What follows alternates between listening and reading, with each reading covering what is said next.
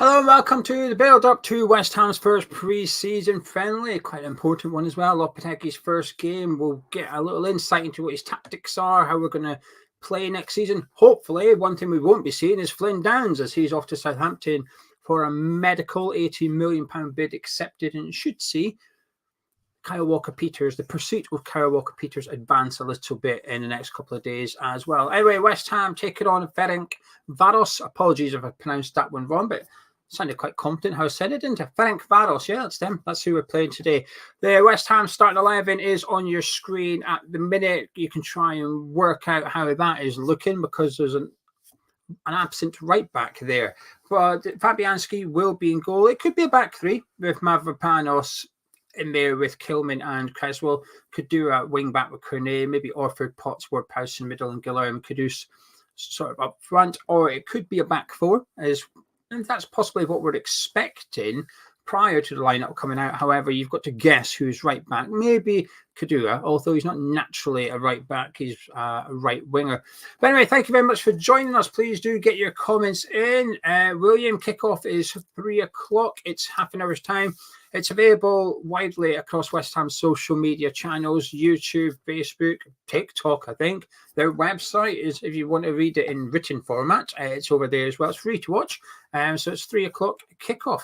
Mitch, thank you for joining me. I'm doing good, actually. I'm looking forward to today. It feels like this is it. New season is here. First friendly. The Euros are finished. Wimbledon's, no, that's got any importance in regards to football, but Wimbledon's over as well.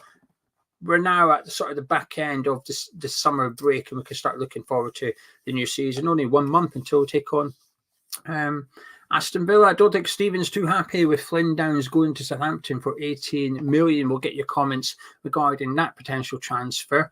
Charlie reckons it's a back three with Kudus playing wing back. Scott thinks it could be Orford at right back, and then he's unsure who's up front.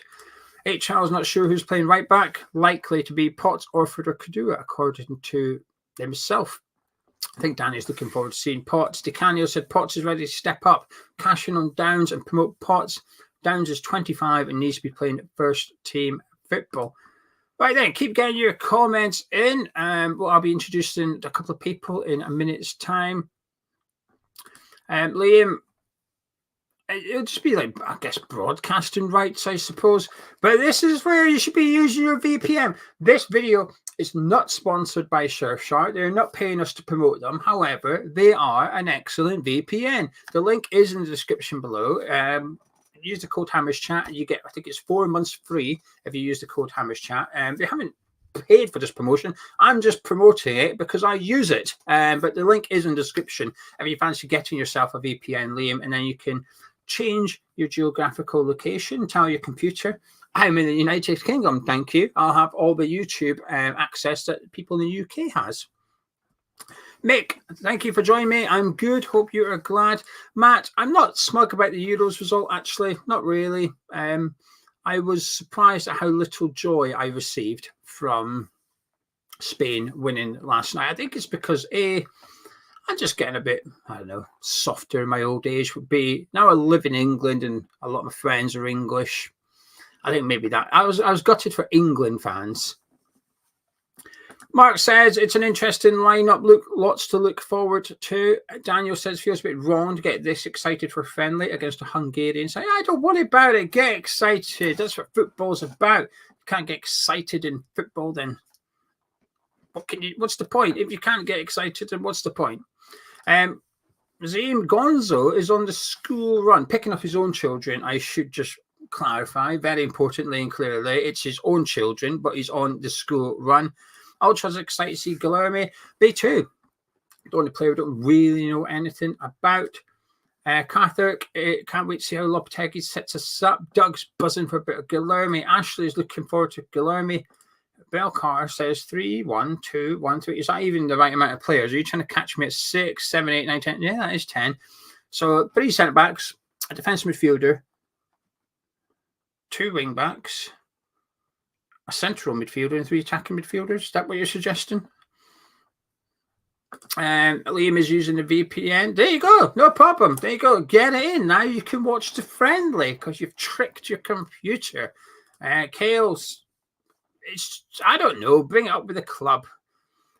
Simon, no, I do not have a Charlie Wig for the watch-alongs. I do not have a Charlie Danny DeVito either. However, I do have something else instead. So let's introduce them. First up, we've got Mark. How are you doing? Not too bad, not too bad. Glad to see West Ham actually finally kicking off and get the Euros out of the way. Are you excited? You excited for the friendly?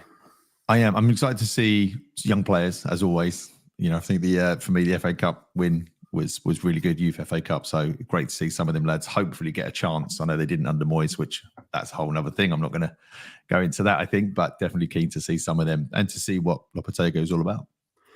And do you have a Charlie Wig? Oh, what? Oh, yep. I don't. No, I don't. I'll have to get one. Sorry. Right, let's test Mark. While he's just rocked up, so let's test him. Jay's asking, is the game being shown on YouTube? It is, yes. And Dylan's asking, where can you find it? Where else can you find it? Probably. Can we drop the YouTube link in the chat? No, just tell them to go look for it themselves. Don't be lazy. Go and find it. It's on they can find this video. They can find the match as well. And Kenneth is asking, is there any news on Duran? We had a conversation about this. I said I weren't too excited, so I don't think there's any more news. The only news that I have seen is that Milan are interested as well. Oh, wonderful. Brilliant. Well, thanks for that. But we're staying positive, Mark. We're staying positive. So let's bring in Nick, the third one for the party today. Nick, how is oneself? Yeah. Not bad. I'm on a VPN myself. So just to kind of keep the VPN chat going. I'm not on the recommended one, so I've kind of gone a bit like off menu VPN-wise, but it seems to be working. So, I am also looking forward, just to preempt your next question, looking forward to the game because I'm just looking forward to watching a game of football that doesn't leave me with just a black hole of pain and despair in my stomach, which is all we've been doing for the last couple of weeks or so. Yeah. Just to confirm, Ultra, it will be on West Ham's YouTube channel. If you can access it, head over there. My recommendation is on your TV, maybe put the game on, but on your phone or your tablet, have this watch along. So during the game, Nick and Mark will be in control, will be handing the reins over to them on their sort of debut watch along. These two people here are your new hosts of the watch along here on Hammers Chat for the next season. Charlie has departed Hammers Chat after 9 years. It's all good though. We've not fell out or anything. He's just got a job. He's got a fantastic job. And as part of that, he can no longer do Hammers Chat. So I'll say he'll be missed. He'll be missed on Hammers Chat. He's still going to be my friend. I'm still going to speak to him. He's just not going to be on the screen with me anymore. So transfer window. Charlie left. We went and got Mark and Nick. So welcome, Mark and Nick, to Hammers Chat. You've seen them last week on the forum channel discussing Duran, Wan-Bissaka, Walker Peters, amongst other things as well. And everybody said, who the hell are these two? That's them. They're here to stay, so get used to them. With the new Halloran Skamaka, hopefully a little bit better. there was some four testicles amongst us, so yeah. And then just the first comment I'd like to bring up there, someone's boasting about their technological prowess. Luckily, I've got a smart TV, so thanks for that. Mike is asking if either of you eat Baby Bells. Charlie ate Baby Bells, so not a massive fan. Not a massive processed cheese fan. But if it'll bring back that nostalgia, then as soon as I get back to England, that will be my first purchase from Sainsbury's delivery, and I'll just munch through a pack of them next game.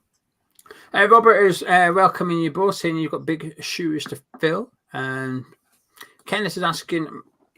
He's calling myself Gonzo. Some people get myself and Gonzo muddled up. One's small with glasses, another one's slightly taller with hearing aids. Unsure how you get those two muddled up. But anyway, you two, Nick and Mark, do you have an ideal striker that you'd like to see?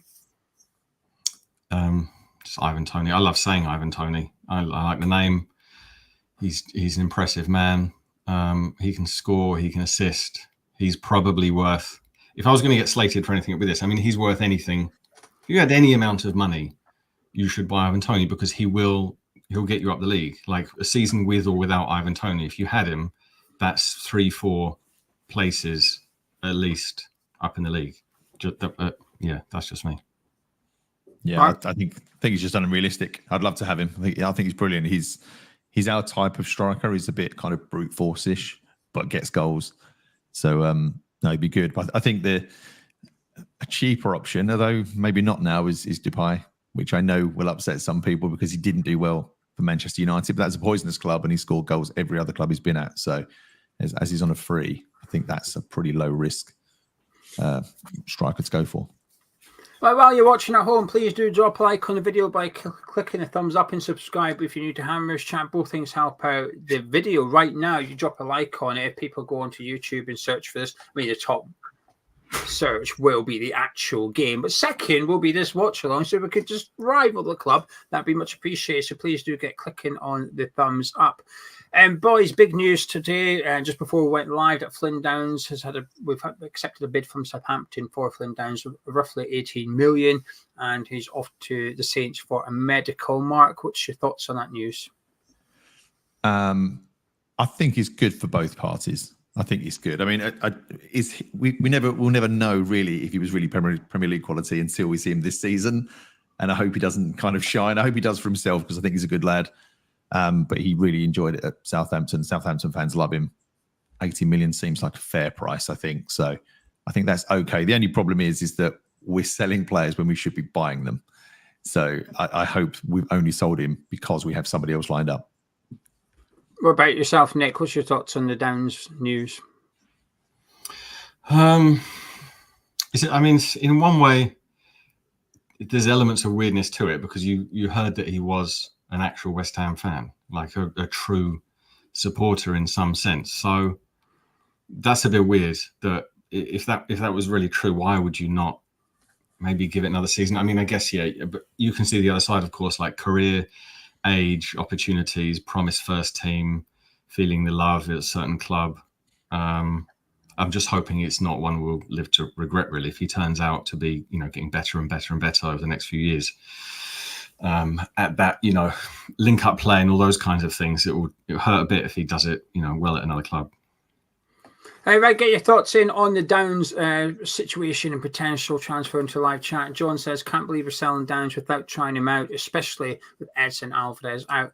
Hammer says 18 million. Is that good for business? Is that good business? Really? Lloyd said he likes Downs. He hopes he stays. If Said Ben Ram is 25 million and Flynn Downs should be more. Hammer says asking about Walker Peters. I think you'll see that deal advance over the next couple of days now. This is what my thoughts on Flynn Downs depends on how much we'll be paying for Walker Peters to come in the opposite direction. If our fee is going to be about 10 million, so we're getting Walker Peters and 8 million for Downs, I'm happy with that. But if we are also giving Southampton 18 million, then I'm not so keen on it. I don't think a straight swap is a good deal for us given Walker Peters' contractual situation. I feel like the power's in West Ham's hand here for this negotiation. Saints have already signed Walker Peters' replacement as well. So they've almost put pressure on themselves to sell him in this summer. So I just feel like we could possibly take advantage of that situation. So we'll wait and see what the Walker Peters news is over the next couple of days. Liam says being a fan means nothing. In all fairness, Downs will never be a starter for us. Liam's asking if that means Potts will be our second choice defensive midfielders. Mark thinks Downs should be staying. David is not very happy with the Downs sale. He thinks he's underpriced. Mitch is happy to see Downs go. Guessing Lopetegui isn't that impressed by what he's seen so far, and there are better out there. Need to get past the stage of badge kissers as fans. Danny Boy says we've got to trust Lopetegui and Tim. Percy, hello, welcome to the stream. Thank you for joining us. Simon is okay with Downs going, but that's because I want to see what shiny replacement we get. DC says Downs is 20 million absolute tops. This would be classic West Ham. Holding a player too long till he's worth nothing. He would have shown more by now if he was going to be a world beater. And Scott says we need to get a replacement in quickly. Souček is the only Premier League proven defensive midfielder. I disagree with that one. I'd suggest that Alvarez is now Premier League proven as well. Mike says, hopefully there's a sell-on clause with Downs. Now, just for you all joining as well as Mark and Nick, this is the West Ham bench this afternoon. Hedrick and Teddy are two younger goalkeepers. They're on the bench as well as League One Wes. And Junior Robinson, who's naturally a right back, is on there with Nathan Garrett and Kurt Zuma. Got Casey, the centre back, on there alongside Emerson, as well as Patrick Kelly, centre midfielder. Then we've got Andy Irvin, more of an attacking midfielder, who we signed but have not announced yet, but he's in the squad. George Earthy's in there, as well as Sean Moore, who's a wide player, and then Callum Marshall and Danny Ings. That's the players on the bench, and we might get to see a run out for them later on today. I'd imagine we'll see them all. Nick's disappeared. Anyway, Mark, is there anyone in particular you're looking forward to seeing today? You're on mute. You muted yourself. I was sorry because the stream's just started on my other screen, so I didn't want to play the music in the background. Wise. Potts. I mean, Potts is definitely someone I think could have a bright future, and maybe it's the gold rim, happy sparkly glasses of the Potts name for me. But no, I'm looking forward to seeing all of them. Guilherme, obviously, the only thing with him is I don't want people's expectations to be too high. He hasn't played many games. He does come with quite a big price tag. Yeah, I just we've seen it all before. You think this guy's going to be a world beater just because he's Brazilian. Like not everyone from Brazil is Pele. So we hope he is. I don't want to be invisible git here, and I hope he's fantastic. But Premier League's a very tough league, so this could be a good challenge. I'm looking forward to seeing him. What about yourself, Nick? Is there anyone in particular looking forward to seeing today? Same really. I mean, just to go along with Gonzo's over analysis of the training videos and this kind of thing, Guilherme seems to have, when I say he seems to have that Brazilian touch, I'm both commenting and also trying to get in like a chant earlier sung to Phil Collins' Invisible Touch, because there is that Brazilian touch when they just dribble the ball forwards, and just that weight they put on it, even when they're dribbling, let alone passing. He's impressive. And yeah, obviously Irving. Mark earlier called Tony a bit unrealistic. Is Andy Irving real? Does he exist? Is he human? Does he have two legs? Can he kick a football? That will be quite fascinating. In what I'm calling the Heggie Christian grudge match or testimonial. He hasn't been with us 2 years. We have one Hungarian player on the books who is being loaned out to Motherwell. So we've got a nice kind of Scotland, Hungary, West Ham link there in this goalkeeper who's at Motherwell, Heggie Christian, if you can say that in Hungarian. It's the wrong way around. It's Christian Heggie. Yeah. Well, I mean, again, me and the Hungarian language not best of friends. So I call him Heggie Christian because it sounds funny. You can call him that. We're all up for nicknames here on Hammers Chat, so you can call him Heggie Christian if you want. But I think there's an indicator when Christian is a common first name that might be his first name. Well, I don't know. I mean, again, the Hungarians do things very differently. So I've been to believe. Yeah, he's got. To be fair, there's a number one shirt up for grabs at Motherwell. Liam Kelly was the number one last season, and he went to Rangers on a free transfer. So there's a vacancy there, and he went over to the Netherlands for the pre-season and was sort of getting involved in the pre-season even prior to officially joining Motherwell on loan. He joined on the Monday, but on Friday he was in training. He was on the bench on Friday night for the friendly, obviously with permission of West Ham. So I'm hopeful he might actually pick up some minutes as for the first team minutes as Motherwell keeper this season. So we'll wait and see. We'll wait and see anyway. Right, let's see what some of you are saying in the live chat. Davis is happy to see Cornet and how Kilman and Mavropanos look together. Kerry's surprised that Fodringham didn't start. Damien's excited to see Guilherme and he's interested in Maxwell Cornet. That's a nice wording. David is Earthy and Guilherme for him. Jack is Irving. He would like to see Peter just doesn't want any injuries. No, Ariola's not back from the Euros, nor is Sufal, Souček. Antonio's yet to return from Copa America. Same with Paqueta. So there's quite a few players missing from the first team today. Danny's saying this is Cornet's only start of the season. Navidis, I think if you can't find it on the West Ham YouTube channel, I'm not sure. A lot of people are having issues. Well, it says Facebook. It says you can watch it on the website. So whufc.com. Yeah, so try all the different various methods. There is different ways of watching it, but if you can't watch it, Mark and Nick will be providing you some commentary and some discussions around what's happening during the match as it goes on. But stick around with them, keep them company in the live chat. And Peter reckons it's like Sky Sports. Not really. There's no purple dildo yet. So transfer deadline day special. If any of you are into that, if not, I've just came across like a pervert really. But that was a transfer deadline day kind of thing. That one. Jack's asking, how much would you take Cornet if a club came in for him? I mean, it'd be nice to see him play. Like the good thing is that he's still there. He didn't like get fed up, or there wasn't like a big bust up or something. He's remained actually professional, you could say, throughout the whole Moyes thing. Mark? Yeah, I mean, for me, it'd be like a new signing. I don't think he got a fair crack. I know he had a few injuries, but yeah, we never saw him. And he was well loved at Burnley before. So. Your sound coming through the screen. Oh, that's me. Can you hear me? Okay. Yeah. I can hear you fine. Yeah. Sorry, we'll leave Nick to sort it out. Probably while Nick's sorting that one out, Leon's asking, are you planning an online send-off for Charlie? We're going to do one more video with Charlie. We're going to do one more. I'm putting a few bits together. It'll take a little while for me to put it all together, but there will be a more formal farewell to Charlie. He's 9 years he's with us. That's worthy of a formal send-off. I'm waiting for something to arrive for him. I got him a little present. He doesn't know this, but I got him a little gift. So hopefully he likes it.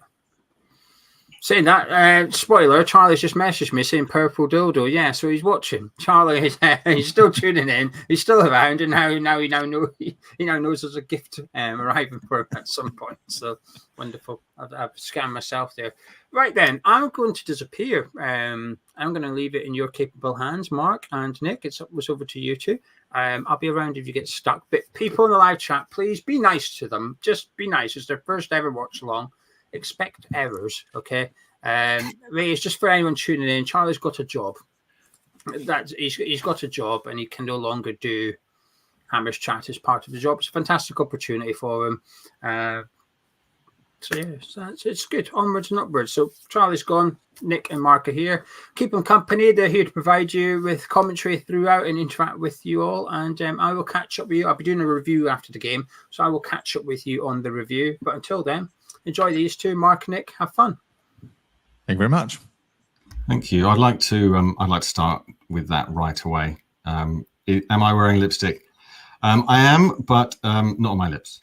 So that just gets that little question out of the way. Any other Q&A about just beauty regimes, tips?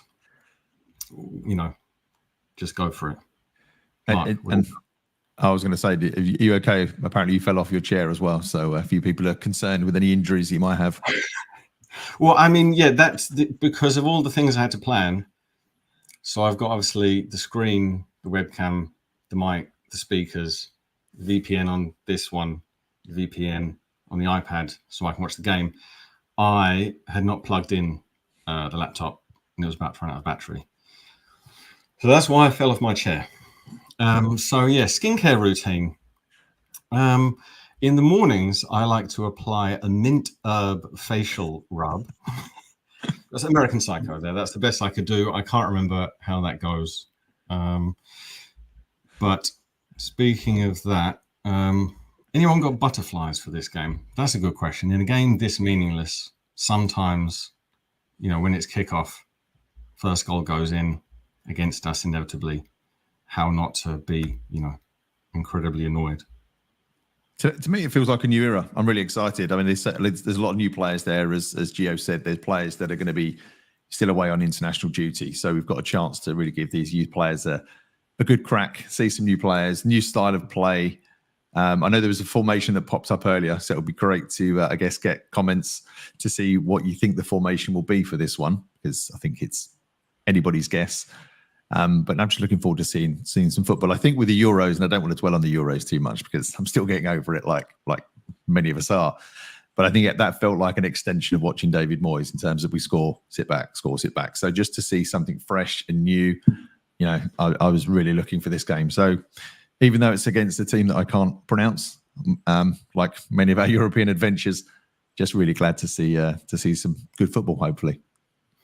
Yeah, I guess when Moyes did go, sounds like he's dead, but when he did go, it was really at that point where so many of us were like, okay, this is time. But I suppose in building up to it, like January to May kind of thing, there would have been some who could have said, you know, like looked at his pros as well as his cons. But I just keep thinking that at this time of the season, if we had to start another season with the same manager, it would be pretty grey and miserable with nothing to look forward to. So it almost, from the basic sense, it almost doesn't matter who, you know, the new manager is or who it would be. Obviously, we've got one now, but just someone new who will give everyone a chance. And we mentioned, just some of the players that people are looking forward to actually seeing. Like some people would say Cornet still. I don't know. I mean, Gio goes for the Cornet, the fancy version. I'm not sure where you stand on that. Yeah, I always say Cornet. Cornet. I'll go on, Brad. But yeah, I mean, you know, some of those players were Moised or Moises. Don't really know how you pronounce that, but obviously maybe Pablo Fornals, maybe Ben Rama, but I don't think he was really good enough for the Premier League. But it's just Moyes did have that weird thing, as well as his good sides. There's no point. It's not about just like bashing the ex-manager. But one of his worst sides was that freezing out, just like a weird freezing out when the other players are clearly knackered or we need something fresh, and others don't get a look in. So it's nice now that from the basic level, I think that you can sense that some of the players feel they've got a chance. Anyone's going to want to press a new manager. And then, you know, on top of that, the little we've seen so far, which is not that much. And of course, yeah, it's you know, PR stuff, and they sit there and they're interviewed and they're always going to say the right thing. But I think you can just sense something genuine from Lopetegui and his backroom staff as well. So yeah, we're going to win the league. That's the optimism we want, Nick. I love that. I know there's a couple of comments here which I just want to bring up, and one of them was, who the hell are you? So you may have tuned in late, or you may not have done, and just still wondering who the hell are we. So I'm Mark, but I'll go by Northie for the sake of this channel, and Nick. So we've taken over from Charlie, but really appreciate the welcome from everybody else. So thank you very much for that. Nick, I don't know if you're watching it on YouTube at the moment. Have you seen the stadium there? Have you seen the setting for the West Ham game? Yeah, I'm looking at it now. There's some dedicated fans there. I mean, it's a nice setting, isn't it? It's beautiful, but it looks like a tiny club, and they've been champions for the last, I think, 5 or 6 years, I think. It is. I mean, the backing of those mountains is quite close to like a Naked Gun kind of joke metaphor thing I won't go into. I mean, if you don't have the YouTube channel, then they're two heaving bosoms of mountain in the backdrop of the Ferencváros stadium. They're sprinkling the pitch. The weather looks absolutely lovely. Looks quite a good place for holiday. I don't know if anyone... And we've got some Hungarians in the chat, apparently. Both West Ham and apparently some non-West Ham fans who've made their way here. So if you could give us some interesting local and regional tips, places to eat, sites of interest in the chat, that would be good. I also saw this comment here that I thought was quite interesting. I have a feeling that wasn't all Moyes freezing out. That's quite interesting. I'm always into a conspiracy theory. So if you think there were other people freezing players out, quite interested to know who you think that was. He just had his favourites, didn't he? That he just stuck. I think we had the lowest rotation. Mind you, we had one of the smallest squads, so that's probably feeds into that. Apparently, Moyes is going door to door selling mint face. I'd be all over that. I mean, I've got a monthly subscription to lipstick anyway, but you can't have enough. Avon's going to be the next channel sponsor. That's a bad idea. Just popping up this one as well. It'd be probably just to help introduce us as well, Nick. What was your journey to becoming a Hannah's fan? Family, peer pressure, foolishness? Hereditary, genetic, stupidity, brainwashing. My dad was a West Ham fan from the 50s, pretty much. Started going to all the games. I don't think there were season tickets in the 50s, but went to every single game. Went to every. He was at 65 and 66. That's his kind of big claim, and he was on the halfway line. Okay, line with the whole place, and he's got the tickets to prove it. So yeah, he grew up obviously when there was hope and optimism in being a West Ham fan, and then he made me be one. And then I was born just after we won the last FA Cup. So then obviously until last year, that was the first time I saw us win anything. So thanks to him, really. I mean, I wish he wasn't. Just, deep in the bottom of my heart, if he could have just not done this to me, then I would have been spared just so much pain. It's character building, Nick. It's character building. The suffering, as I say to my son, who now has no choice. He's a 12-year-old lad. He has no choice but to support West Ham. This is how you learn. Not everything in life's about winning. It's about taking part, trying to get stuck in and do your best. So, Anyway, just briefly on mine as well. So I won't bore you too much, but a long history of West Ham. First game was Alan Devonshire's testimonial, which I still have that program, and it's been signed by him. So, that's my kind of treasured memory. But I see that the lads are now out on the pitch. Looks like a lovely day there, really warm. I know, and Nick, I don't know if you're aware, but they've already had 4 pre-season friendlies, this team as well. So they should be pretty sharp. Yeah, I mean, again, with the lineup, we could just say those names. I mean, if we don't say them, I don't think anyone's going to be really. I mean, I'll just say just Maiga, Abu Fani, Kahinde, Owusu, Traore. I'm sorry, I don't know much about those players. I can't give you interesting facts. I can tell you some interesting things about Hungary. I've got some of their. It says they've got a rich history of contributions to science and technology. And if you wanted to know the top 10 Hungarian inventions, the first one, some of you know this already, of course you do, it's the Rubik's Cube, invented by Erno Rubik in 1974. So, any comments? Any other big inventions we want to know about from Hungary? Yeah, feel free, fill your boots. Yeah, I'll do one now, and then I'll pass the rest out through the game. The ballpoint pen, Laszlo Biro, hence the name. So Bosh, there we go. Stats. Yeah, next time you use a pen, think Hungary. Fair enough. Just a comment here. I just want to shout out as well as the game kicks off. It'd be nice if we had more than 12% possession. We'll call it progress. I mean, do you think, people that are watching along here, do you think the style of play will be much more possession focused? Well, we have kicked off. And, not much to say so far. Players ambling around the pitch. No one's taking it too seriously. We've got Cresswell throwing. I know some people are sentimental about Cresswell.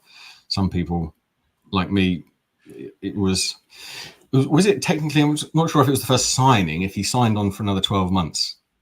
The first signing of the Lopetegui might have been Cresswell. The second might have been Fotheringham. So, I mean, Cresswell, he's been a great player for us, hasn't he? Can't complain. Good backup. Not what I was hoping for, I've got to say that. Yeah. No, I mean, we'll get these comments throughout. Has Charlie departed forever? Yes, he's got a job that pays him money, so he's left. So this is our first one. It will be rubbish, so stick with us through the next season. Is what I can say. Pesic is on the floor for Ferencváros, is holding his head. He's doing the thing that all players do. Every single time there's contact, they go, hang on, am I bleeding profusely? No, you're not, because there was no contact made with your head. Yeah, no touch whatsoever there, was it? Absolutely no touch. No, but he's checked for blood. He's okay. And now we're passing it around the back. So I think we're in control. I think we're going to get 12% plus. Yeah. So I was going to say 12 goals plus then. You never know. Might do. Someone who's asking, is it Adama Traore? No, I think Traore is a very common name. I've been led to believe. Yeah. I must admit, when I looked at the lineup, I did have to Google that. But no, this guy's never played in the Premier League. Definitely a French player. And I know somebody's very keen here. Jack is very keen that Kudus bangs a hat-trick. Do you think that's going to happen? What are your thoughts on that, Nick? Against this team. I mean, 2 minutes in, it's a bit scrappy. Just the ball's gone out of possession several times, really. That's all that's happened so far. And now, again, we're passing around the back. Ferencváros are sitting back and watching that happen. So in the game, that's all that's happening so far. Yeah. I mean, it's pre-season for a friendly, I guess. There's not going to be any blood and thunder tackles, but it'd be nice to get over the halfway line. I don't think we've done that yet. No, we're close. We're getting there. No, it's gone back. if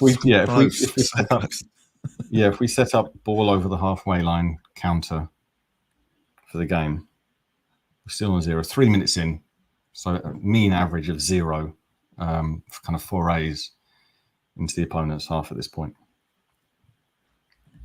Just going to drop this little gag in there by Peter. Don't want that to go unnoticed, Peter. It was good work.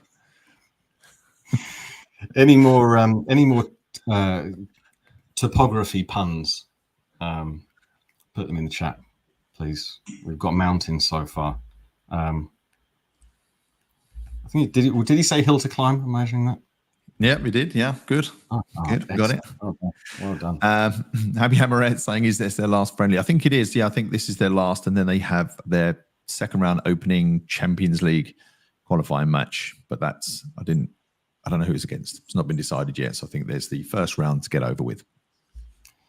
Yes. Happy Hammer also says the quality is crap. I don't know if that's my internet. Is she talking about us?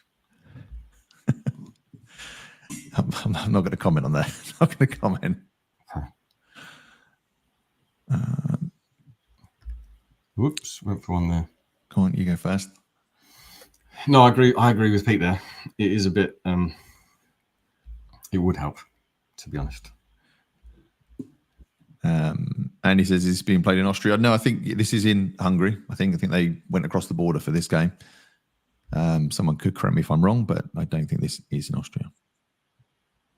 Yeah, I saved this. This came in earlier. Anyone here not tried a chicken doner kebab?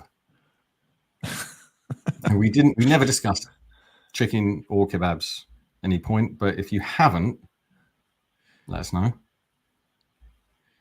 And then this came in as well. I don't know if there's a theme running here. Anyone, this is specific.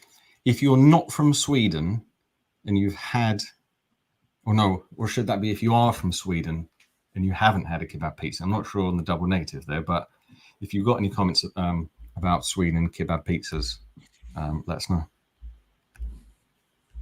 And why have you not tried one anyway? There's no pie and mash, but you've got to get involved. That's on the list now. We've got another Ferencváros player injured 5 minutes in.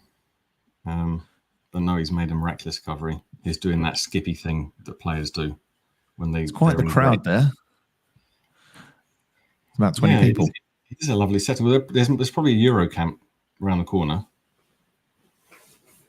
Oh, nearly. Pushing from the front. Yeah, I mean there is some pressure, as much as our players are going to care. Got a comment here from DC, which I think just sums up the West Ham fan positivity. I include myself in that, DC. That's not a dig in any sense, but Guilherme is going to do his cruise shit. I bloody know it. I think ever since Ashton went to play for England, I think ever since then, there's always been a nervousness about any game that doesn't mean anything. So, but he'll be fine. Made a stern stuff. Yeah, I'm not really sure what this is about. What in Duran? Is that a Duran the player? Is that a setup? And the punchline is going to be something about being worth £35 million or something, which I think is the latest, isn't it? I think the very, very latest is we've said, we've done the umming and ahhing thing over Duran. And then from his agent has obviously said, well, Milan want him anyway. So, doesn't even matter. I think that's the latest that we're just going round and round now. We're going to get a lot of that. And Charlie has cleared it up that there was a reason he asked.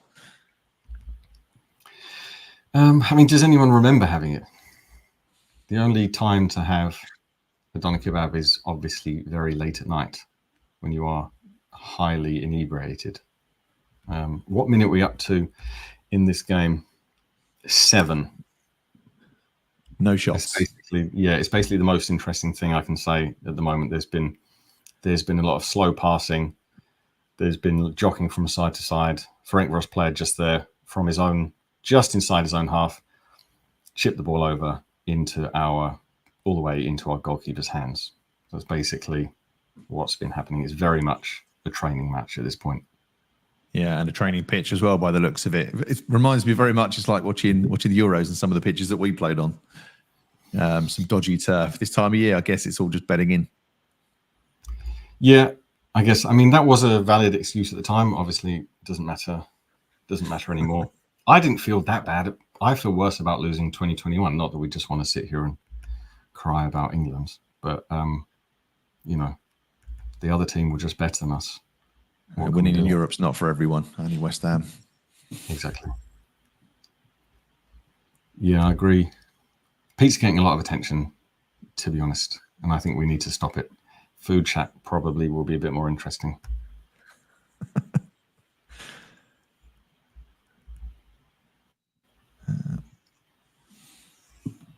Yeah, now, I think that makes a good point here. I think when you look at it, that Cole Palmer's very good. But Bowen didn't really get a look in at all, really. He did score more goals from open play than Palmer. Again, is it just a case of favourites? Bowen won't leave West Ham with all the Newcastle talk as well. But he's not going to leave. But is that just going to kill his England chances, do you think? It depends who the next manager is, which I hope again. Not exactly with Moyes again, but you reach a point and just someone knew was better. And international football, of course, when you talk about it, you've always got to set the premise, because otherwise you just sound like, a football fan moron saying, the England manager should do this and do that. Of course, in a sense, you respect what Southgate's done. But again, similar to Moyes, it's just the failings were there for everyone to see. And yeah, we did fluke it to the final. Last minute, overheaded volley and then penalties. I guess Netherlands, you could say we beat fair and square, if anything, and then got shown up by a better team. But the thing is, you can think hypothetically about it, but realistically, any manager who's around today, who would have really not dropped, but just, let's say, started a final, for example, with Bellingham on the bench, because he's clearly knackered and his impact is lessening. Maybe start with Palmer because he seems fresher.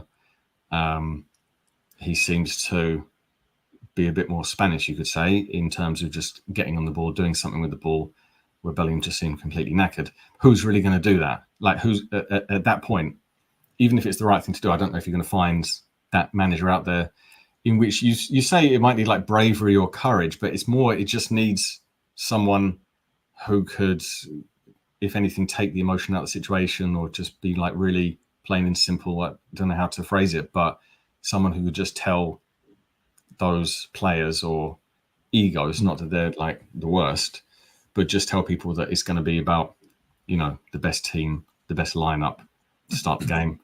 Of course, Bowen wise, like, I can't be neutral or partial on it anyway. I love Bowen. I want him to see him play more because, again, he doesn't have the big sponsorship contracts. But even when we're playing badly, what Bowen does, among all the things he does, is he always produces some form of positive end result, even if that's winning your throw-in up the pitch, getting a corner, just knocking it off a play and getting a corner, and then obviously assists. and goals, both long shots, headers. So, yeah, in hindsight, that's what we should have done, and then we would have won. But there we go. Yeah. Well, I'd like to see Bayern a bit more, but as I say, not the fashionable thing for England managers. But just kind of, it's a bit of a thread. So I'm just going to go to the comments here for a second. With Dean saying, I think the reason there's no names on the back is in case we make more signings. Bit tight, isn't it? Can't afford a few shirts.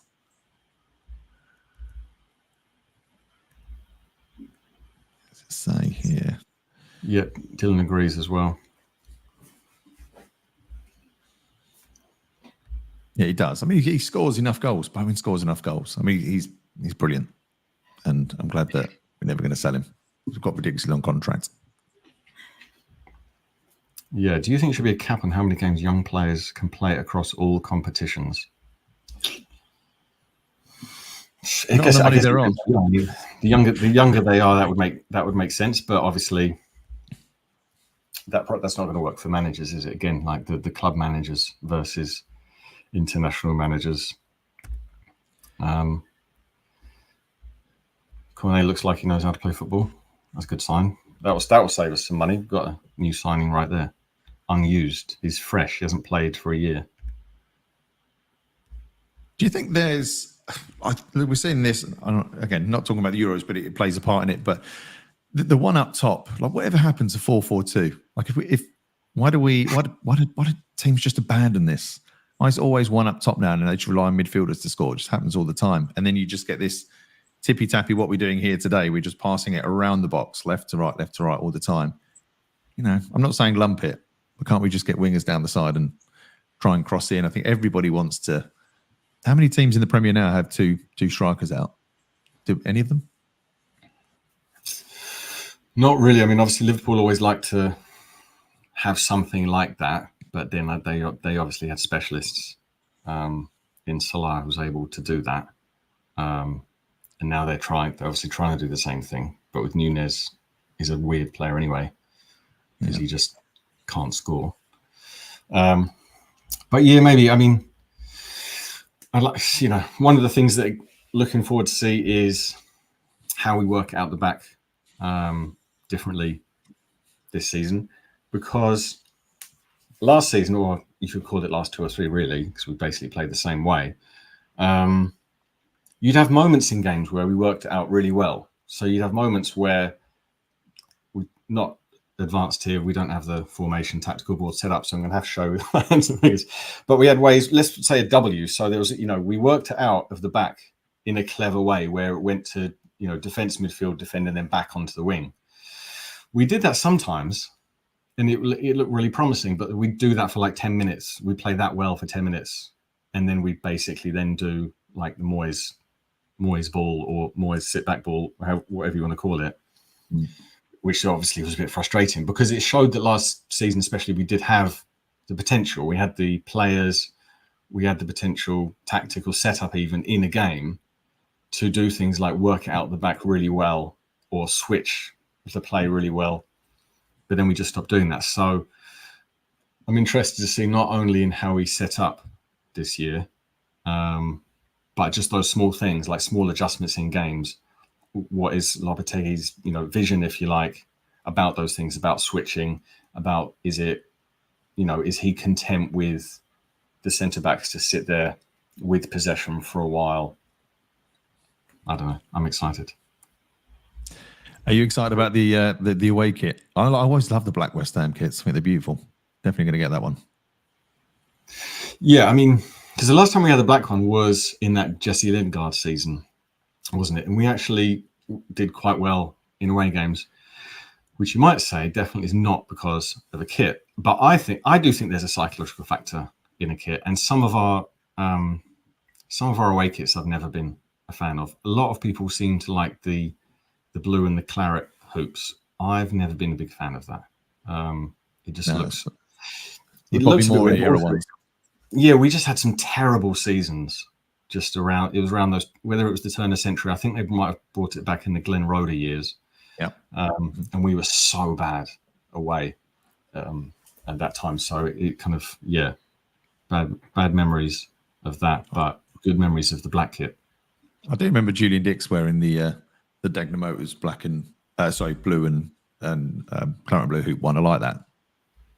Yeah, fair comment here. Are we going to say what's happened in the game or what? Very fair comment. Nothing. I mean, not much. I mean, football's being played, but that's about it. I mean, if you can't get it on YouTube, again, you can get it. You can look on the West Ham, the club website, the club Facebook, and the club TikTok. And the club YouTube. I don't think there's been a shot, and we are 20 minutes in yet. Yeah. So, and if for some reason you're in a region that can't access this, then apparently there's a link in the chat to a recommended VPN. But then, yeah, I don't know. Surfshark going forwards. Yeah. So, yeah, I mean, what's happening in the game? Like, if we were going to do game commentary, it would be, right back has the ball passed into, I think that was Ward-Prowse. I'm watching on an iPad, so it's quite small. Ball rolled over to the left defender, who's tried to pass it to the right wing, but it was a crap pass and it went out of play. Updates. He said he's supposed to be working. And now Ferencváros have a throw in. They're going to throw it. So, yeah, game-wise, everyone's getting a run out.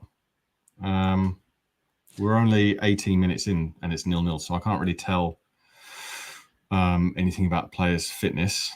I mean, they seem sharp, but they're professional athletes and they've been only playing for 18 minutes. Should be all right for a bit, I think. Yeah, and they're obviously both sides are pretty much pacing themselves. No one's even going shoulder to shoulder. Everyone's being like quite common sense. Yeah, just a fitness one. Percy, I agree. Yeah, Dixie did always used to rip the collars off, and he always seemed to wear an XL or XXL. It was always massive. I do remember that. Yeah, that pretty much says it. And if the game wasn't exciting enough, we've also brought back horrendous memories for Dean. So sorry about that, buddy. Yeah, it was absolutely horrendous under Roda. Hopefully better times ahead under Lopetegui. How do you pronounce it? Do you say Lopetegui? What's your pronunciation? I like Lopetegui. That sounds like a pasta dish. But yeah, I mean, obviously a lot of people go with J-Lo. I did see Lopo the other day, which is a bit unexpected. Mm-hmm. Lopo, why not? There's a lot of passing in the middle here. You got to say that. So, yeah, they not start much. showing they can carry the ball out. Ideal world. Dreamy thinking there. Yeah, I mean, the game at the moment is now where it's been. Our players are in their half, and we are slowly trying to pass it into their half, but the pass is not good, and then they get possession, and then they pass it around the back. But we're pushing up. If we're going to just try to read too much into what's happening, then God, that was so. Yeah, I mean, this game again, summed up by the Ferencváros player just kind of casually swinging a leg. Oh, it's going to be. Is it already on the attack here though? Or they might have a cross. Yeah, she's still on the ball. No, he's bugged up the dribble. Oh, there we go. Our defender can't tell who it was at this distance. One possession. To be fair, we're not breaking a leg. Breaking a sweat to get out there, are they? Everyone's walking out. Yeah, every time we have possession, literally it happened then. Ferencváros were attacking our goal. Some of the players were in our box waiting for the cross to come in, which didn't happen. Second we got possession, their whole 10 outfield players dash back into their own half.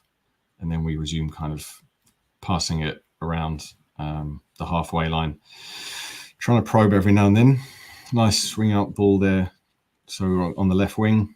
But then when we get into the final third, we just kind of think, well, you know what? It's a training game. Let's not just put in a cross. Let's just pass it back to the halfway line, and then that cycle repeats itself. And we have another Ferencváros player on the ground holding his ankle. He's hurt his ankle. Another what player was that? I'm saying Ferencváros. Is that if that's wrong? No, I've no idea, mate. I'm not sensitive. Yeah. No, but he is okay. He's all right. The Ferencváros player, as I'm calling it, he again, the miraculous recovery leads us to the third Hungarian science and technology invention. It says holography, which is a word I've never actually known, but obviously holographics. So Dennis Gabor invented 3D holographics in 1971. There we go.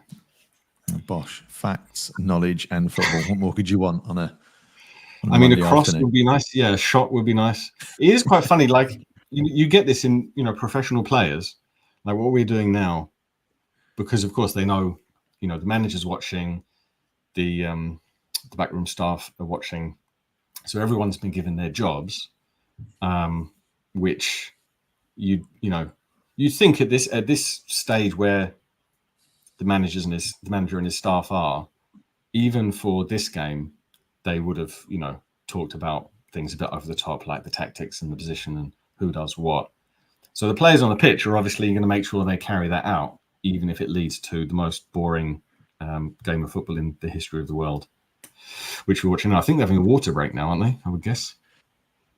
Probably beer. And while they're having a beer, Charlie is back in the room. So just to say hello there, mate. I hope we're not completely butchering all the good work you've done over 9 years. There we go. And we've got a nice vote of confidence there. So that's much appreciated. I've also got 10 things about Southampton, because I didn't know how much we were going to talk about Flindowns. We only talked about them for a minute. And I already lined up some various interesting things about Southampton. They're not actually that interesting. Not a done deal yet. Say it might be a done deal. I mean, we wouldn't do all 10 just in case you'll embarrass yourself and have to roll it all back. Yeah, I mean, I went for 10, and number 6 was only, it says Southampton General Hospital is a leading medical facility in the UK. So I don't know if that just kind of turned Flynn's head. And he was like, if I ever do get injured, hopefully not, straight down to Southampton General. He should be fine because he won't be playing on our training pitches anymore. So that's where all the injuries happen, as we all know. Yeah, I mean, haven't we been promised an upgrade for many years on the porter cabins? And we've seen artist mock-ups. This is what, if your training ground wasn't shit, it would look like this. I think that's the furthest we've got so far. It's like Jim Bowen's bullseye, isn't it? Here's what you could have won. That's what it's like, but we're never going to get it. So same question, how are you watching it? So the official club website, Facebook, TikTok or YouTube. If you're on YouTube, there's a live section. It won't come up automatically. If you go into the club's Instagram and in their stories, they've got the actual link. You can just tap through to watch. And if you can't, apparently you have to get a VPN. So, but it's not worth. Don't pay for the VPN only to watch this game. You'll regret it. The water break has been quite long at this point. But you can get 4 months free from Surfshark using Hammer's Chats as the discount code. I've got to pop this one up. The Happy Hammer it. Yeah, I think we all were. We're waiting for something to happen. I think he's biding his time. Were we expecting? I guess were you expecting? Happy Hammer it. Great to get your comments on this. Were you expecting us to burst out the traps and go all attacking? Complete change to what we've been doing. I don't know. Maybe we were. We've got the players. You think you want to prove yourself. I think we're all hoping for that. Yeah, I don't know. Is anyone else? Is your YouTube? Is it frozen? Yes, frozen. Yeah, I think it's just having a water break. So we're just seeing a lot of people put Spanish flags up in the comments on their YouTube. So we're going to ignore that. And they're probably all Scottish. Yeah. So the West Ham official YouTube has frozen the game themselves. They've made that decision. It was that bad. All right, fair enough. Let's go to the comments. Someone's put there, Alford has looked composed. What one's Alford? I'm just saying in terms of we don't have the names on the back. I think it's hard to tell. So yeah, I don't know why they didn't do that. Oh, apparently we're a goal down, are we? Yeah. Oh, I need to refresh my thing then because it still says 0-0. No, it's still sort of frozen on mine as well. So, here we go. Is everybody else on 22:49? I see. No, just I think people are just People are just winding everybody up there in the comments. I don't think it is. I think it's still 0-0. Still no action. We've missed nothing. Yeah, I'm on 22. Oh no, it's what? It says it's. I watched it go from 0 to 1-0 to them. Well, I didn't see a goal scored. Unless the game's so shit, they were like, all right, you have a goal. Maybe that's why West Ham channel froze it. They just had a paddy and they threw their hands in the air and the wire came out of place. Well, so apparently we're a ghost goal down. If anyone, and we're not going to get a replay. No, if anyone's watching it from the hills of Hungary, and they videoed that goal go in, then let us know what happened. Yeah, can anyone put in the chat who scored? Yeah, we've got an explanation here. It says Dylan says ESPN is way ahead of the West Ham YouTube, which again, are any of us surprised that our own club are 4 minutes behind on their own official TV link? There we go. Evan says Kudus showing some mad possession. And we got a free kick on mine. I'm 24 minutes in. If you saw this 3 minutes ago on ESPN, then let us know if we scored or not. Yeah, I'm on 24 as well. So I'm on the YouTube channel. Well, here's a good one, even if it will just annoy people, which is always nice. Bring back Moyes. Didn't expect that. I'll be honest with you. That's an early call. Unless that's just massive sarcasm that John's just fuming now that we're down 1-0 to a goal that only the ESPN viewers amongst us saw. As I say, I thought that would be the time when James Ward-Prowse actually smashes in a free kick when it's irrelevant. Yeah, I mean, you have to hope, logically speaking, the more free kicks he takes, the closer it leads him to a free kick where he's actually going to score. He did obviously score from a corner, which that's worth scoring from at least 6 or 7 free kicks. I mean, direct from a corner. And in that game, which we had absolutely no right in taking 3 points from that Wolves game. I don't know how that happened. But yeah, you'd have to think it's kind of like Soufal scoring. Surely the more it doesn't happen puts you closer to the point in time where it does happen, which means it's going to be in the FA Cup final, 2-0, Ward-Prowse, free kick, Soufal, 35-yard stunner. It's too early for drinking, Nick. You know that. Not for me. I'm 10:30 p.m. Go on. I'm currently Well, we had a shot. We went on target, and a completely scuffed rebound from corner. Bit of a political one. Let's not get political of all things. Let's get behind our glorious new leader. What's all this Moyes madness? I don't know. This makes me laugh. But we was picking up, looking forward to seeing Cornet. He scuffs a shot. I mean, 26 minutes in. Damien's written him off. He's written off for another season now, based on 20 minutes in the first friendly. That's it. Now he's done.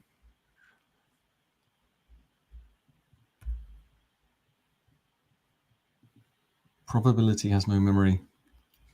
Well, I don't really know what to say to that. To be honest, I don't have a response to that apart from it's above us.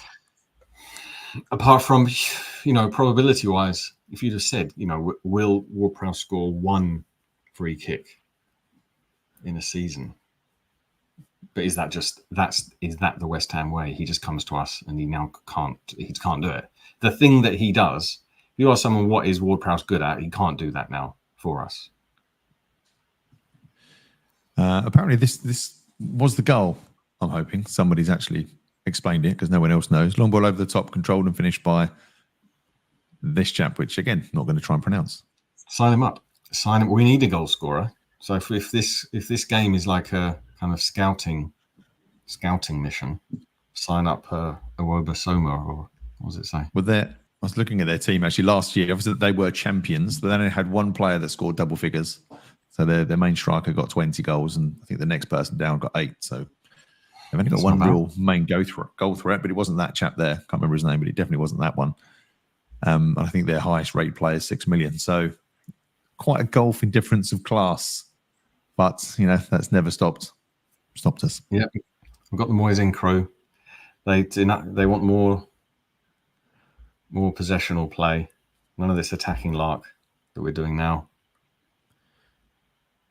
Well, there's a lot of endeavour. There's a lot of running around, but they're I controlled. mean, we are putting There's so many pressure, loose yeah. balls. Yeah, whenever they have it in their half, which is most of the time, we are putting pressure on. You're winning Say all the that. second balls as well, that's for sure. But it's still a slow match. Not really got going yet. Plenty of time. Yeah, on the math chat, the longer James Ward-Prowse doesn't score for, the lower his strike rate is. So you could argue, if you were incredibly bored watching a preseason friendly, his chance of scoring with each free kick is decreasing. Now, I'm shit at maths, so I have no way to disagree with that. Score rate is decreasing. I think it's because he's getting older. He'll have less games to play, maybe. Yeah, he has less leg energy every day, mathematically speaking. So I don't really know what that means. I am greetings from Venezuela, capital of Venezuela, Caracas, I've been led to believe. If anyone is interested in capital cities as much as I am. Greetings from Venezuela. Thank you, Miguel. Didn't say that he supports West Ham, though. Why else would you be here? Why else would you live except to gloat that we're losing? You'd imagine you get free kicks in decent area. Yeah, obviously, if we have the player with he seems to have that Brazilian touch. He'll probably get fouled a lot. So another shot by them over the bar. Yeah, we should have something like a running sweepstake. Game number from now, starting from 0 now. What game 1 is the first game of the Premier League season? On what game will James Ward-Prowse score his next free kick? I'll have to look at the fixtures. Yeah, got Sis. He did. That is the thing about him. He started. I don't know why that was. I don't know why he started well and tailed off. And I don't know if Ward-Prowse. I don't know if that happened to him. Was it his performances started to tailor off, so the manager took him out, or was it, I don't know, somehow the other way around, that he wasn't getting enough game time? But he did seem to kind of lose what he had. Flawless is not confident. Yeah, no, that's the statement of our waffle. And then you will probably agree with this, Norfie. There, you're not a fan. Not a fan. No, he's got mistakes in him. No, it's like a zoom in. It doesn't turn very well. I think at the Premier League, the pace that the strikers have, you need to be able to catch them. We just got Zuma's knees are gone. Mavropanos has got mistakes. That is a terrible pass. We can't string passes together at the moment in this game. It's really bad from us. Danny Ings, yet another enigma of someone who seems to be a perfectly good footballer, but just didn't work. Moyes didn't like him. Do you think? See, again, he's a proven Premier League striker for a number of years. Do you think he could redeem himself if he doesn't go to Southampton? Because it doesn't look like that's going to happen. Optimistically, I say yes, and I know a lot of people have just made their minds up on Ings already, which is fair enough. But I would say he's a bit unlucky. Some people would just say, no, he's just not good enough. But I just think there were enough times last season where the chances he did have, some of them were really close, and not necessarily his fault he didn't score them.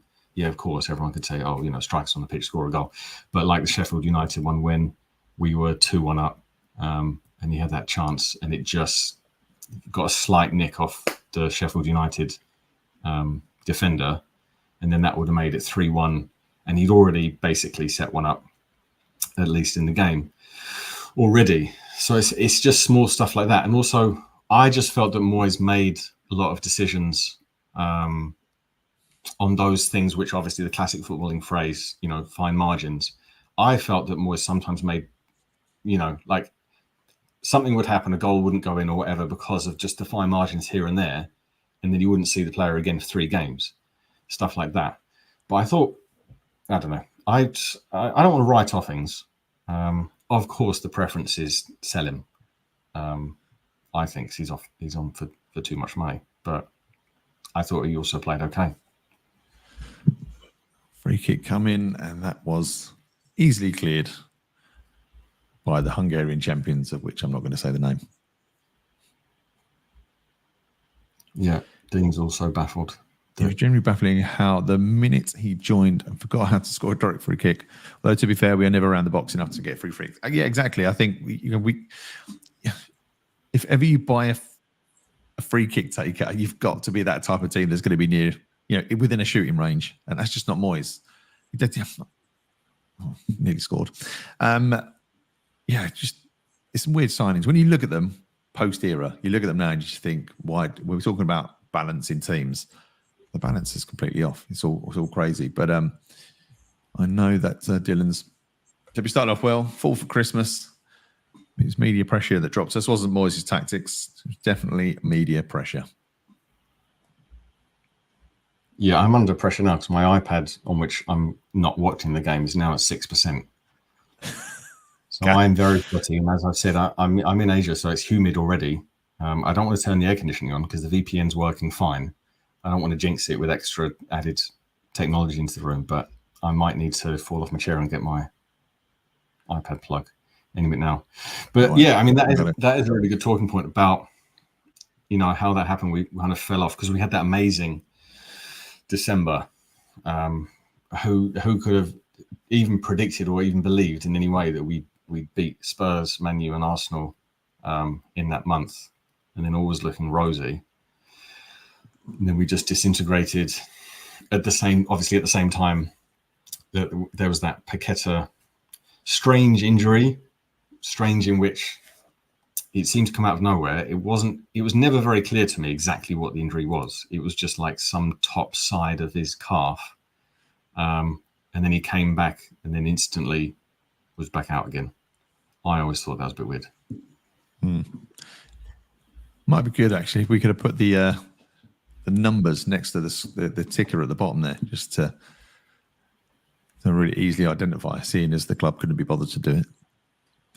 But I haven't seen much from anyone really. Is there any standout players that you've seen at the moment, Nick? We got one there. Bazza thinks Orford, and whenever I've seen him before, he does have that control. What was that pass? This is. Was that Ward Prowse? Yeah, he knows we're. No, it's number 15. I'm sure the number 15 for all these long free kicks, and then he just spanks it off the edge of the pitch. I don't know who the number 15 is. Right back. We just did a crossfield pass, and it just went. I mean, yeah, it does look hot there. I haven't actually looked up the weather there, but it seems they've had a water break and the sun's beating down. It's probably mid-30s. I'm just going to completely guess that and put that out there. If anyone can do 2-0. better. 2-0. He's actually saw the goal this time. It's a very West Ham goal to let in that, as we said, Ward-Prowse spanks it out for their throw-in. There's no real reason for him to do that. And then our players just kind of amble over, and the opposition team goes, all right, throw-in, pass, shoot. And our defenders are like, oh, God, I had no idea they were going to pass to the attacker I was marking. And then he came out of nowhere. Time to go. Lopetegui out. That's it. Let's have a look at this. No, it's a good goal, to be fair, but too easy. Yeah, lots of time to pass. No pressure on the attacker for the shot. Our goalkeeper looked very, very small. How comes you get 5 replays of this and not one of the first goal? We've got a question here. Apart from goulash, what are the popular foods in Hungary? I don't know about that, but I can tell you that they invented vitamin C synthesis. So a Hungarian man, Albert Zent Gorgi, discovered vitamin C and its role in preventing scurvy in the 1930s. So There you go. This is a... Oh, there we go. I'm not watching West Ham this season unless we do that. Yeah, we do need a left winger. Foderingham and Aged on at half time. Yeah, there's definitely got to be some changes because this is looking disastrous. I'm trying to get a better word, but it's looking disastrous. But it's a pre-season friendly. You know, we can't look into it too seriously. You got to keep the faith, as it were. Fingers crossed.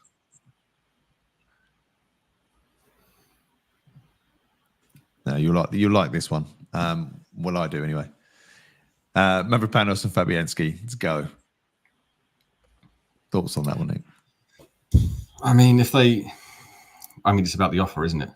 We did try to give. Who was it? Was it Lille or someone? We tried to give, like last week. We tried to just give Aged and Zuma to the club that we were. I don't know if it was the club we were talking about with that Todibo that went somewhere else, or looks like he's going to. And as part of the deal, we were like, do you just want Aged and Zuma?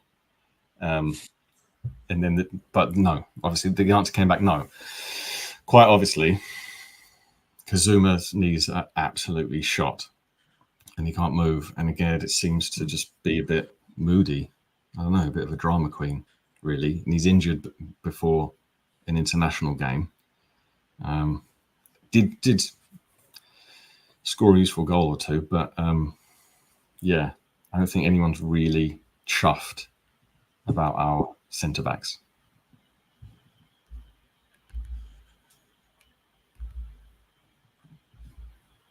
Long season ahead, and I think it is only a pre-season, so always we've got to be yeah, absolutely. Is it the 1-0? No, it's 2.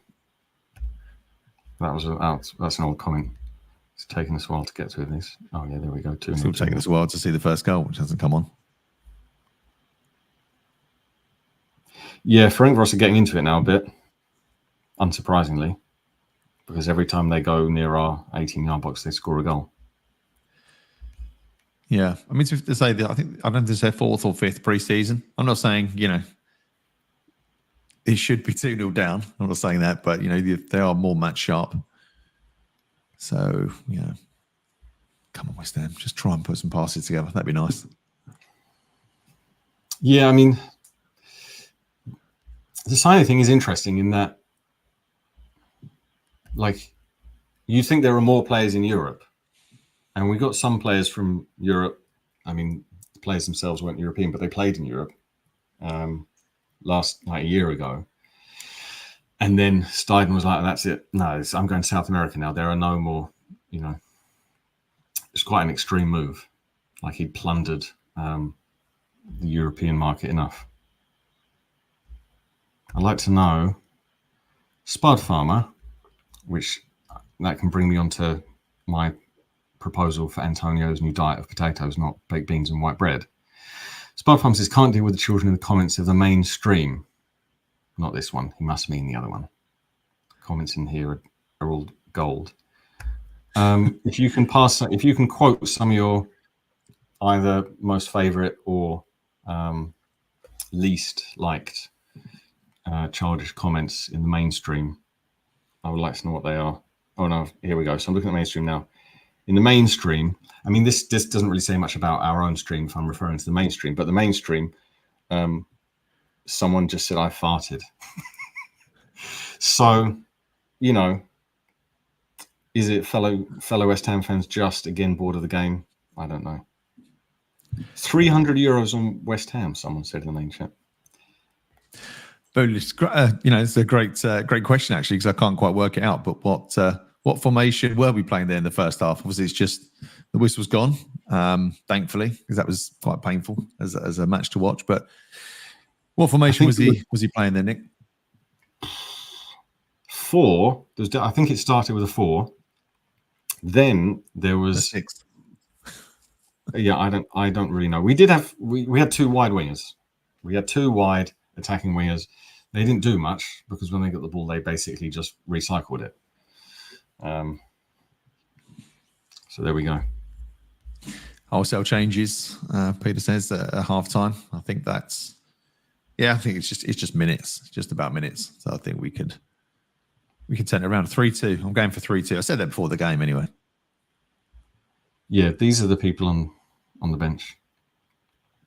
Get Zuma on. We want to see Irving. Yeah, I do want to see Irving. I want to see Ings.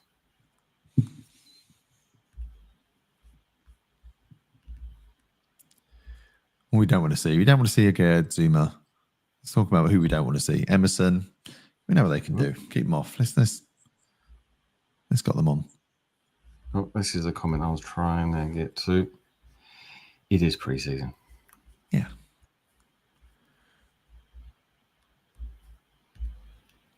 But I do agree with Hammerat as well. So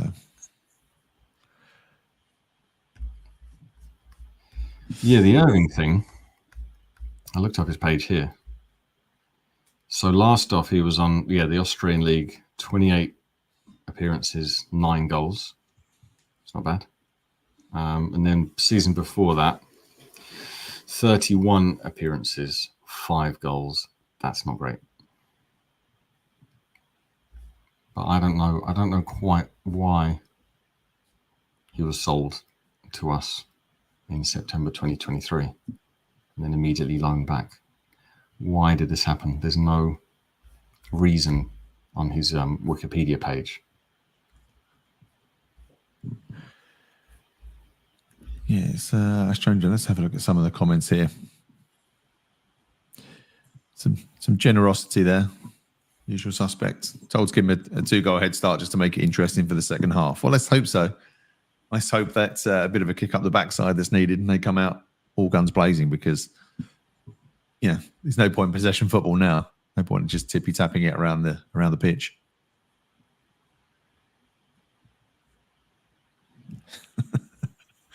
Yeah, nice having a nice stroll in the Austrian Alps. I was going to look up how hot it is there, but I didn't get very far. If anyone can give us the temperature.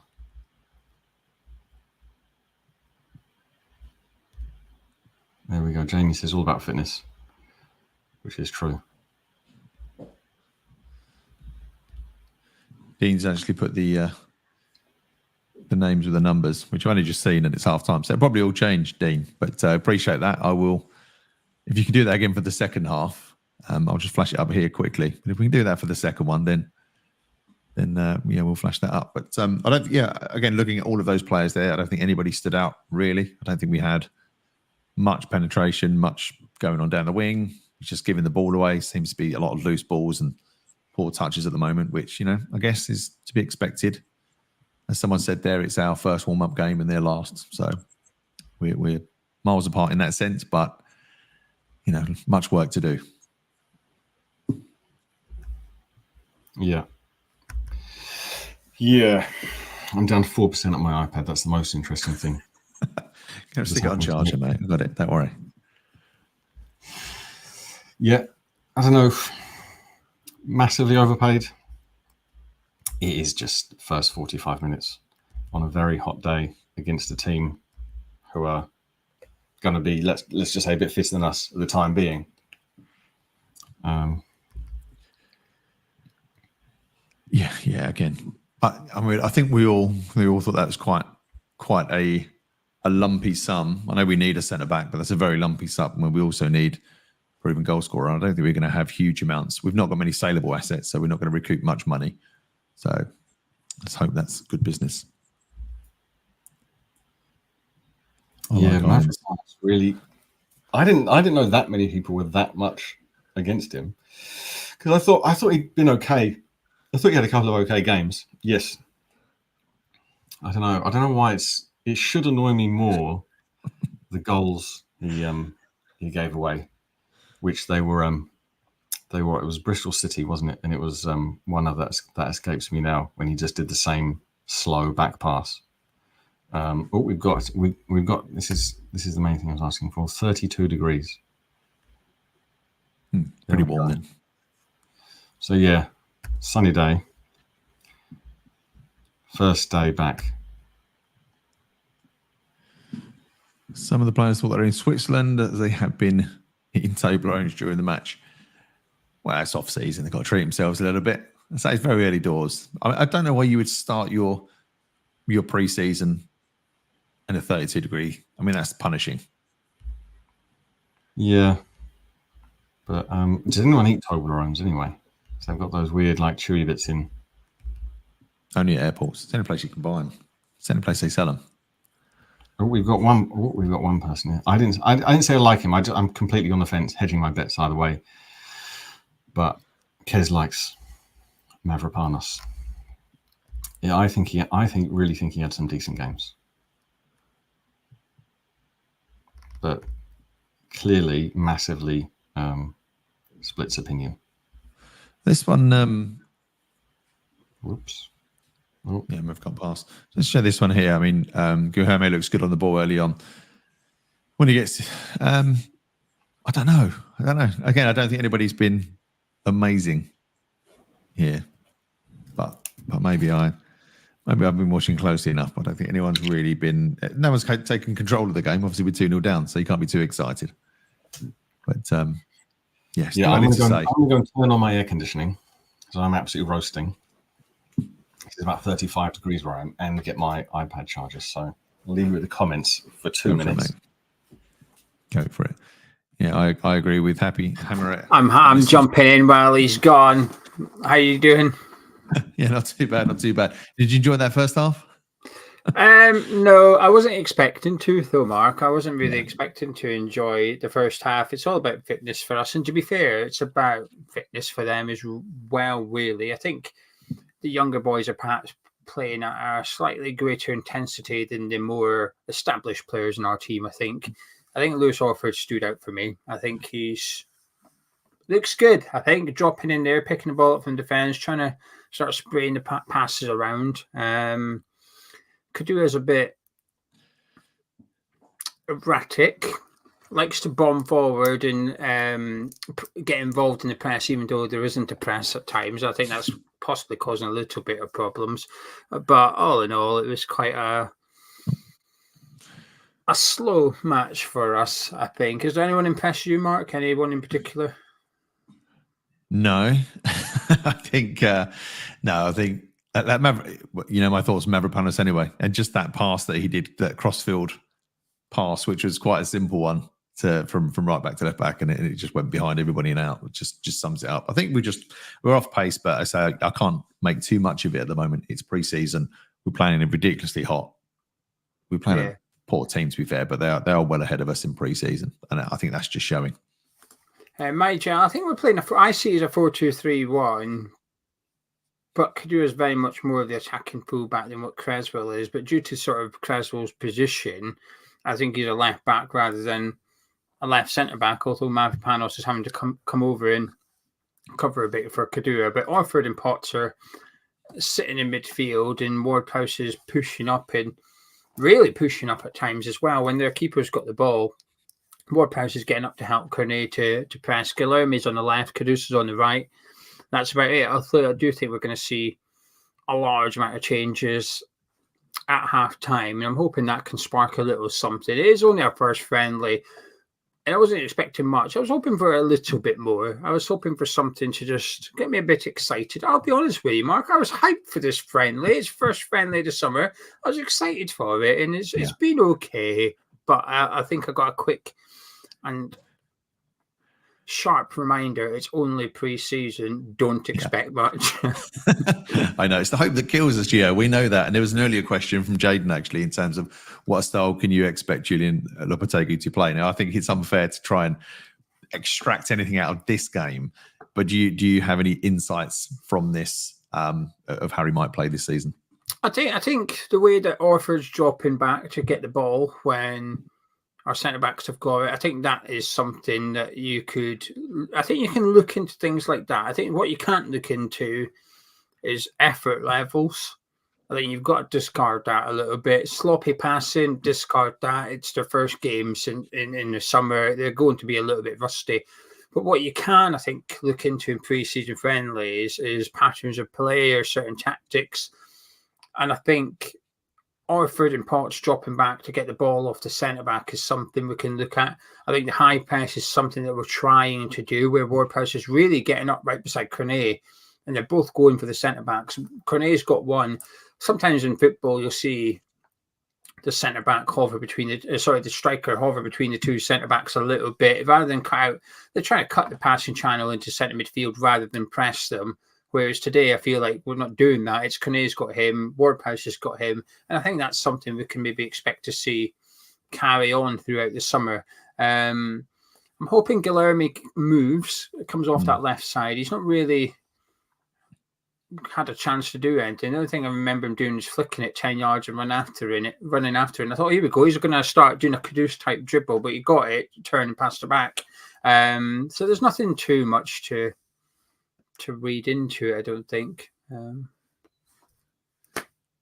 Yeah, it's just a bit flat, isn't it? It's quite hard to get excited about this one as it is at the moment. But and it's always going to be like that when you have that many players swapped in, swapped out. It's always going to be very bitty. But I think for me, looking at those younger players, you really want to shine. You want to try to really step up and run, even though, because you're probably not going to play 90 minutes anyway. You probably will only get 45. So, just bust a gut for 45 minutes. It's extreme heat, but that just shows that willing that the managers really want to see, like that you really want it. But I just, bit disappointed that hasn't happened.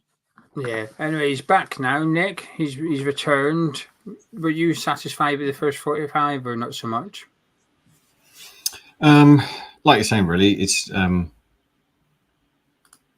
didn't expect to be either satisfied or dissatisfied by the first half of our first game back. Really, it's just it is more of a big deal than normal, just because it's a new manager watching them. So it's like you say, with Guilherme, he may have been told to recycle possession and focus on that, and it's like if you join a Sunday 7-a-side team and it's your first game, if you've got a chance and you think, shall I just try and dribble it around this player or shoot or pass to my new teammate, you're definitely going to pass to your new teammate rather than just try and do it all yourself. So I think there's probably some of that coming in, which if that's the case and I'm just completely trying to read his mind, that's probably a good thing, because it shows team player and he's got a brain, he's thinking about what he's doing as well. So if anything, I guess that's what I'm the most pleased with. Is there anyone off the bench you two are looking forward to seeing that's not called Andy Irving? I know there's a big clamour to see our Scottish prodigy take to the pitch at some point, but apart from him, is there anyone that you're looking forward to? George Earthy, for me. Yeah, I think he's one that could step up from what we've seen and from people I've spoken to within the club that kind of inside knowledge. I think he's one that is a really exciting prospect. So I'm hoping he does get a chance. Nick? Yeah, for the season ahead, I think he will step up already. So just any of the other young players, really, I think this is a great moment to give them some minutes. But yeah, for the season ahead, I already think Earthy's going to actually do all right. Come off the bench a few times, pop up with a goal here and there throughout the course of the season. I think I'd like to see Junior Robinson on at right back. It's not so much that Kudus is playing badly or anything, but I'd like to see him just get an opportunity, because if we do struggle to sign a right back this summer, next week, Saturday, we play Dagenham, he might get a chance then and so on. He might just bridge that gap to the first team. He'll still play under 21s football this season, but he might sort of become third choice right back, possibly. So I'm hoping that he gets an opportunity. And weirdly, as well as Earthy, Danny Ings, Cornet's just had nothing. He's not had any chances of that, but there's not much. He doesn't look like a striker, if that makes sense. His hold-up play, and that doesn't really... You can tell it's a winger sort of out of position. Yeah. So I think get a natural striker on there, and maybe he can start to link the play up a little bit. And the lower tempo might actually suit Danny Ings, because pace is not a requirement in this game, and he doesn't have it. So I'm hoping that what he does have in his locker will actually be all right for this friendly. But I think that's the... boys are just heading out onto the second half. League One, Wes is in goal. So there's a few subs for West Ham, but Foderingham is in goal. I'll talk you through the changes. There's 9 changes for West Ham at the break. So I'll just quickly talk you through them. This is a new starting 11. Foderingham is in goal. And the club have done it in bloody numbers, so I've got to work out as I go. Emerson is now left back. Casey is at centre back alongside Kurt Zuma, and it looks like Kudus will continue at right back. Potts has remained on the pitch. Patrick Kelly's coming to the team, so he'll play alongside Potts. And we've got Irving is on the pitch as well. He is here. Our Scotsman is on the pitch alongside George Earthy. And Danny Ings is up front, and that leaves one player, which should be an attacking player. I can't see who I've not read out. See if you can look at the screen and work it out. I'm looking at it. Potts, Irving, Earthy, Ings. I don't know. I'm missing one. Have they got 11? 1, 2, 3, 4, 5, 6, 7, 8, 9, 10. I'm missing one. They've got 11 players. But anyway, 9 changes for West Ham at the break. I'll leave it in your capable hands. I'm off to enjoy the second half and have fun, gentlemen. Nice one. Cheers. Yeah, attacking lineup, isn't it? Did you work out who that 11th player was? No, I didn't. I didn't even try. Okay, fair enough. Danny Ings scored a hat trick, 3-2. I would love to see that. Yeah, it's funny. Yeah, well, Javi Emre there. I agree. I think he has to be the closest to the first team. I mean, Oliver Scholes again, another one that did really well. So I definitely we've got some that will come through. I don't know what Lopetegui's record is for playing young players, to be honest. But I know he's with the Spanish under-21s, wasn't he? So he's done youth coaching. So maybe he will give him a chance. Yeah. I mean, the players that come on, they've only been going for like a minute, but I mean, obviously, it's a bit more first-time players. They seem a bit more confidently passing it around. Free kick here. He's going to smash this one in. And a yellow card. What? You were ahead of me then. He punched the ball. Did you see that? No, I got to reset. I'm a minute behind. Here we go. What are you watching on? iPad or something else? Yeah, I'm watching on the club's YouTube. I'm on 56. I've just come to 47 minutes. 47, yeah, same. We're all good. We're on the same. There's going to be 9 changes in total.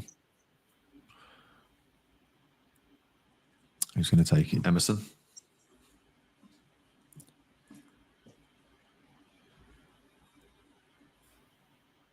Yeah, I mean, obviously, it's already gone in because again, the club's own official YouTube channel is apparently behind ESPN. Good free kick. Good free kick, to be fair. Yeah, how can the comments on West Ham on their own YouTube channel be ahead of the actual video? Weird. Told you. See, there we go. Danny Ings. Danny Ings. Oh, the hat trick. Here we come. Game's back on. There's a good free kick, that. There we go. That's worth 125 grand, that free kick. I tell you, he's just not been given a chance. He'll get goals this year if we keep him. Well, yeah, I mean, hat trick was called out for him. He's now got 42 minutes to get another 2. Impressive the manager. All he needs to make that happen is 2 more free kicks. That's all right. We'll get out. Oh, what was that? What was that ball? That was a strange one. Yeah, I mean, number 4 is Zuma, isn't it? I'm trying to make out. If so, again, his knees. Peter, I couldn't let that one go.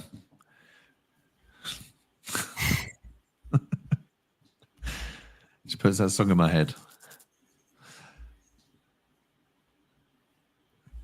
Yeah.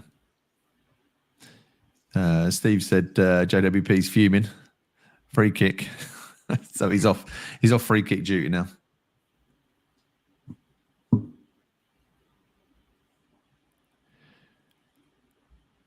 But yeah, to be fair, we've been brighter. We've had possession, pretty much all of it, in this opening 4 minutes. So yeah, I mean, we're not going to help with this one. Leon says, can't recognise anyone, so we'll try your commentary. I've got to say, the recognition of players is not high on our list of achievements. On your laptop, but we'll get the numbers. We'll get the numbers up in a sec. There's definitely more first teamers here, so we should be a lot better. I think we definitely are. Like first 5 minutes, I think we're better. We're brighter. That confidence comes in from the first teamers as well. Probably gives everyone else a lift. Everyone else can see that Irving is a real, actual flesh and blood human being. And he must be used to these kind of alpine conditions as well. He's going to thrive in them. Yeah, we're actually, we're passing it around all right now. See, season's not over. Doing well, pressing well. Go on. Oh, nearly. But yeah, pressing from the front.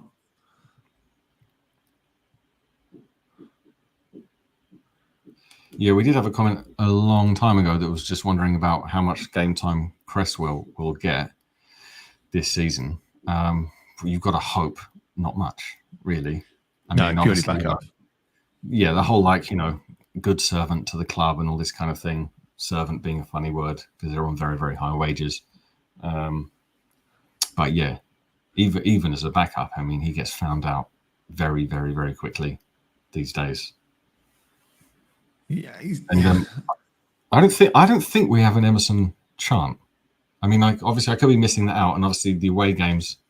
I went to home games last season, but not away games. So, and obviously even watching the away games on TV, so you can still miss the chants. But I don't know if we have an Emerson chant. If anyone can let me know if we do, because if we don't, it's a bit.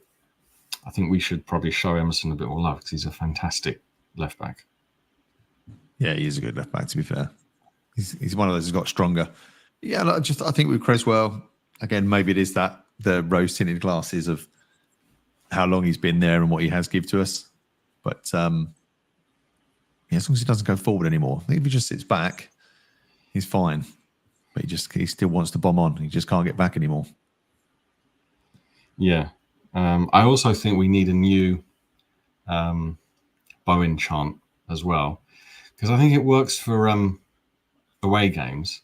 But I just think if you got like a Saturday 3:00 and it's just like broad daylight and then like stadiums full of families and you keep singing about him shagging Danny Dyer, not Danny Dyer. Oh yeah, Danny Dyer. Yeah, the other one. So it just doesn't work when you get to that chant and not everyone's like been drinking all day.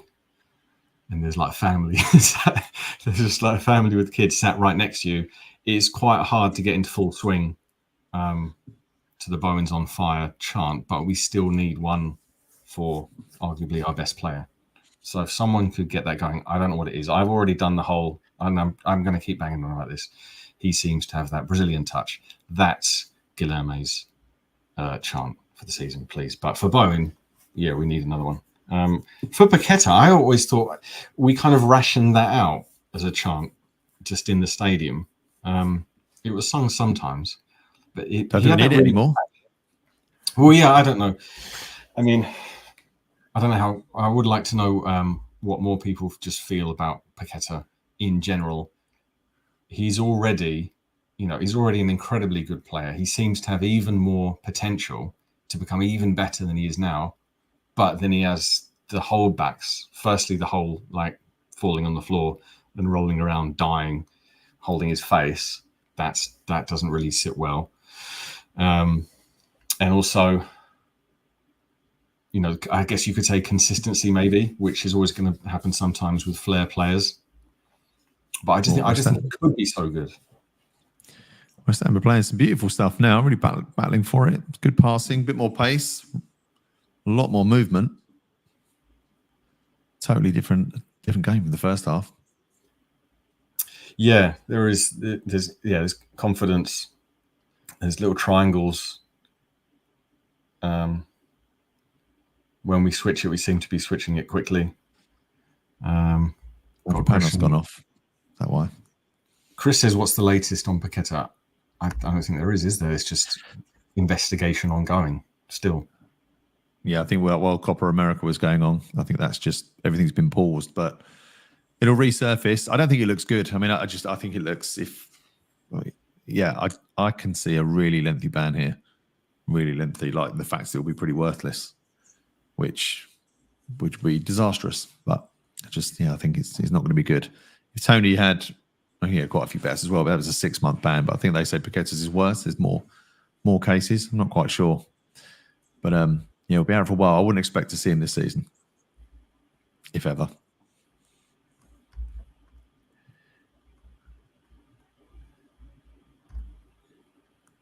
Someone says it's 3-1. I don't know because I'm watching it on the club's YouTube. Someone's living in ESPN land, or is that just because we've all of the ball in just over 10 minutes? Yeah. No. Someone very importantly just agrees with whatever I said.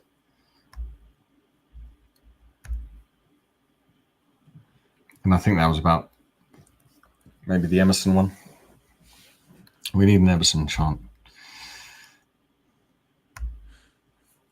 Although I still like Sufal, but then apparently people are quite happy to just, make a grass is greener transfer and go for the Wan-Bissaka thing. I was thinking about that, what we spoke about last time. McTominay and Harry Maguire have both done this to us in that it's, official sources say there are discussions and, will the player be signed or something? Oh, no, they've decided to stay on for a slightly longer contract at Man U. I don't know if Wan-Bissaka is doing the same thing, or his agent is, because he's only got 12 months left. Yeah, look, he'll be a good signing. I'm not saying he'll be a bad signing at all. I just don't think that's a problem area. For me, it's like if we're going to put a lot of money somewhere, there's other areas of the pitch we could spend it. The thing is, we don't have a backup, and I don't think he or Sufal backups, and that's the problem. So you've got two people that are fairly even. Wan-Bissaka's probably better. You've got two people there, and Sufal's just going to get the hump and down tools or leave anyway. So they still puts us back in that we've only got one right back spot. That's the problem I think we'll have if we sign him. But I'll take him. Don't get me wrong. Did anyone else's pictures go, by the way, on the YouTube channel? Did it go all funny? It's back now, but yeah, it did a multicolor kind of barcode thing. Also, no one's obviously everything's taken up by the Euros, and now the transfer silliness will come back. But what about Solanke? Because I thought he was rubbish until last season, and then he seemed to totally change his game. But there's been no, even in the world of silly transfer news, I haven't seen Solanke, in talks or interested people or anything like that. But I think he'd actually be right for us. Not a one hit wonder, one season wonder. I mean, he's not Ivan Toney. You're buying him at his absolute peak, and he's never really done it elsewhere. But so it'd be a risky one. Dean saying that's Palermo to the tune of That's Amore by Dean Martin. He's going to figure out the words, come on and sing it, I think, in a couple of weeks' time. So thank you for that one, Dean. Another water break here. So yeah, the Bowen lyric change. Either we come up with a whole new song for Bowen, so we don't have to sing about who he's shagging at 3 p.m.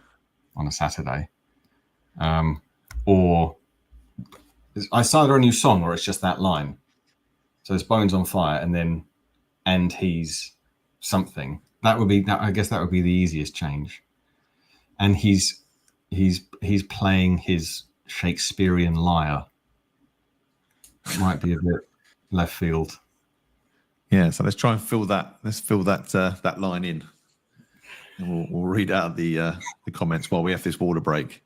Bowen's on fire, blankety blank type thing. Yeah. Yeah, changing a spare tire. That's all I got. I'm thinking that he's now. I would come up with one before the end. With striking wires. How about that? Oh, apparently Sky Sports have announced an hour ago that it's 18 million to Southampton, but I don't know if that is a done deal or again if that's just the medical So if anyone does have an update whilst this is going on, let us know. Yeah, I mean, 18 sounds like one of those like first report headlines when it's like, down to Southampton 18 million. You're like, okay, that's good. We'll be able to. And then it's, like 10 spread over 3 years, 5 is a thing, and 3 is another. We've got a lot of loving days. Yeah.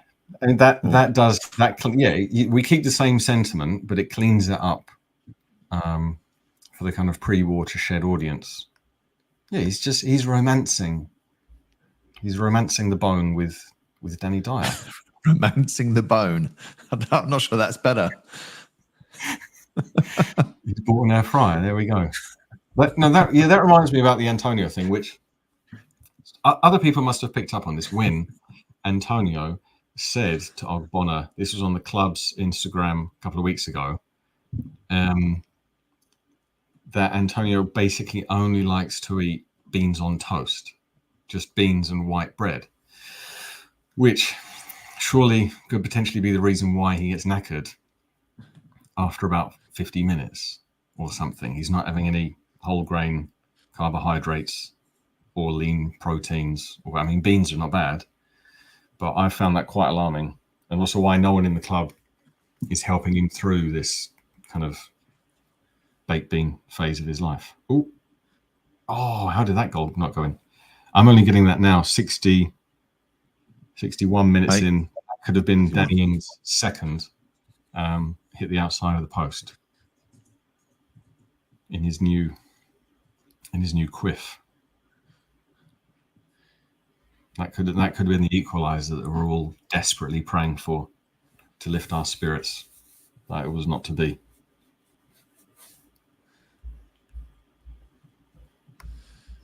Some more comments coming in there for your song. I like all of them. Just the idea that in Max Kilman's words, 62,500 people, I don't think Max Kilman really said that, are all shouting that. Yeah, Bones on Fire, and his favourite film is Lie Lie. I mean, that is a great film, all-time classic. There's a lot of very, very good. Please don't let him ever retire.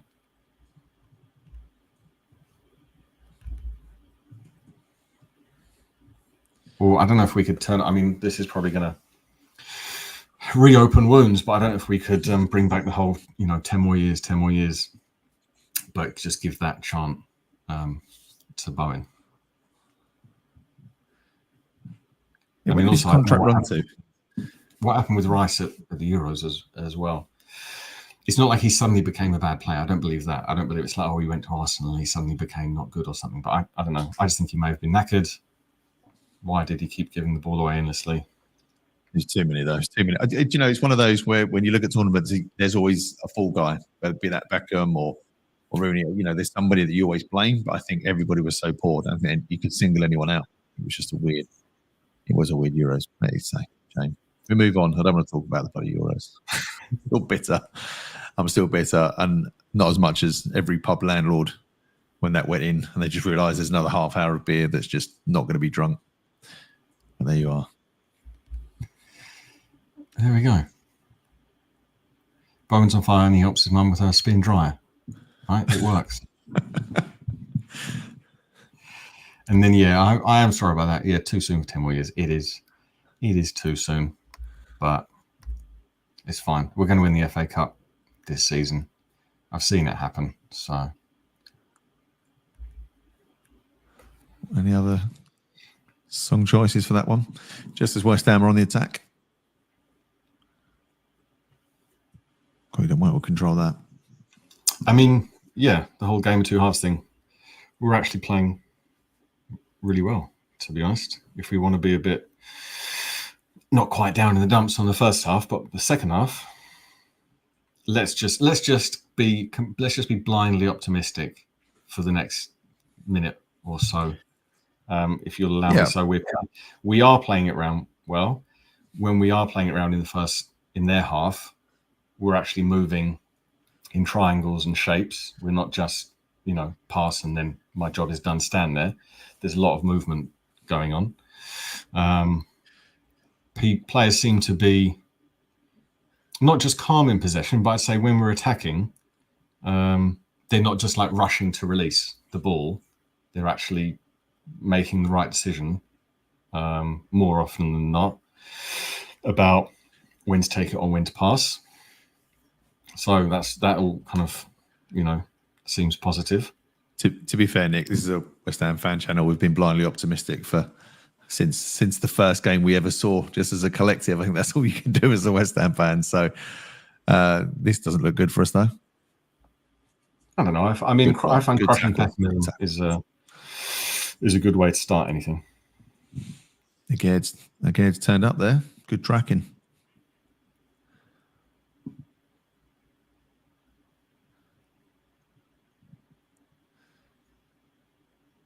There we go. High fives. Comradeship is still alive and well. I mean, you never really hear from some players. You hear a few things, and from some players you hear nothing.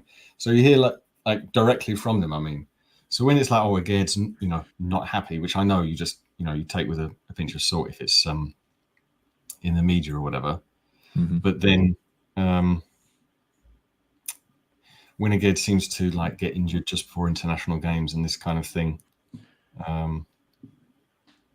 it's not like he. I don't know what I'm expecting, but it's not like he ever comes out and says, "No, I love it here." You know what I mean? He doesn't really say it. However, on the pitch, he seems to be getting along with everyone. Not been on the pitch enough, though, really. But yeah, I get what you're saying. I mean, it's funny, like with Downs, an example there where he said, he kind of does want to go to Southampton. He really enjoyed it. So I don't actually mind that, because it kind of shows that, if his heart's not in it, you don't want to keep someone like that anyway.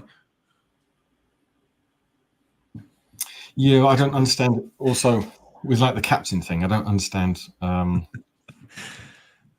if I don't understand how Zuma can be a captain next season, because even if he's a bit of a captain in the dressing room and this kind of thing, he can't run and he can't turn. So it fills me with dread if Zuma's on the pitch next season, because the opposition are just going to make mincemeat out of him, effectively. Yeah, it depends how he wants to play. Of course, if he wants to play a bit more forward, then yes, you can get behind Zuma too quickly, which I'm hoping that's how we do want to play, a bit further forward. I don't want to be sat back in our box and camped out there for 75% of the match. That's just not what I'm looking for. So Dean's been working on this for the last hour. I like it. When he gets up that wing and those crosses being that Palmieri. Good. Not bad. Not bad at all, that. I like that. That seemed to be I'm just going to keep calling them the Hungarian champions. The Hungarian champions, they seem to be attacking more. They'll have more shots. I don't know what the stats are. And if you've been taking notes, writing it down, Stato, but definitely does seem to be them having more of the attacking play. We had a good spell, but it's gone a bit flat again. Yeah, stats are a funny one. Like, if you ever, which is never a good idea, but if you ever engage in intellectual conversation with anyone on social media, if you mention any stat, like the important ones, like goals or assists, they just say, "Oh, stat merchants here." So you could even mention just goals, and then you're reduced to a stat merchant, I find. Water breaks, though. This will be the second. We'll pop up a few more of the Boeing's on fire things then while we're here. I like that, with a Kudus supplier. Alvarez acquire. Love that. Really, really getting quite erudite with the vocabulary on the chat. Doing well. Now, I'd still take Maguire. No, come on. I just went on about Zuma about his turning circle.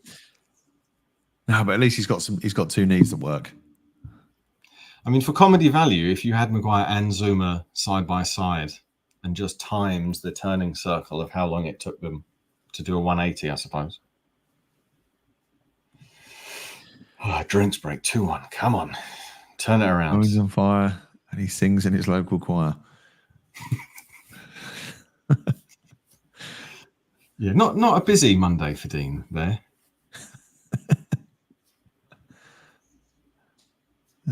What else we got here? So we're struggling a little bit now on some of these.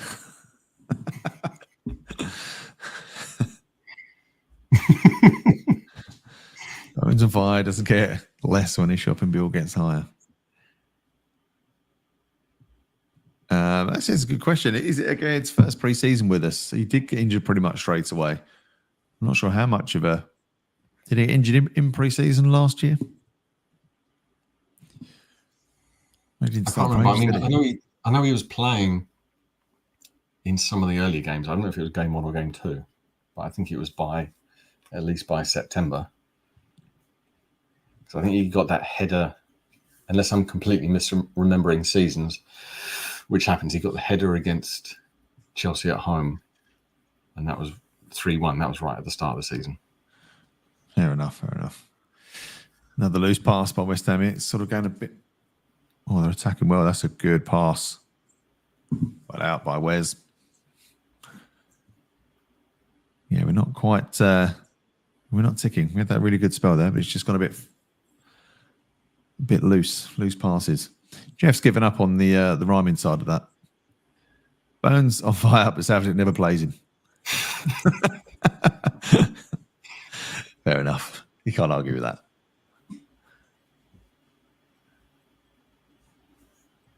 Playing it around here. Pressing. They're actually, they're a decent side. Or I don't know if we're just making them look good, but they are knocking it around well, confident. Oh. Yeah, I mean, it's probably that fitness thing as well. Like if our players have been going, and we did start the second half well. So as long as we score 5 in the first 10 minutes, we're good. It should have been 3-1 that though. That's a good chance.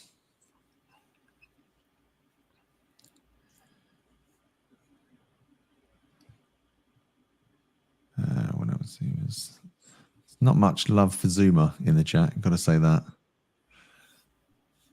think a few people there want him out and gone.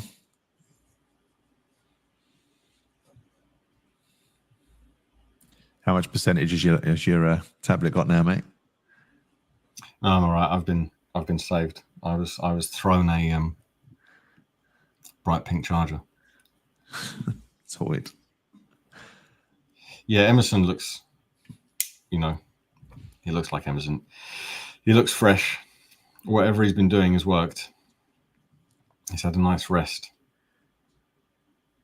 Yeah, we're still passing it around. We don't usually, I would say we don't usually pass it around that well. Yes, it's just pre-season and it's against some other team or whatever.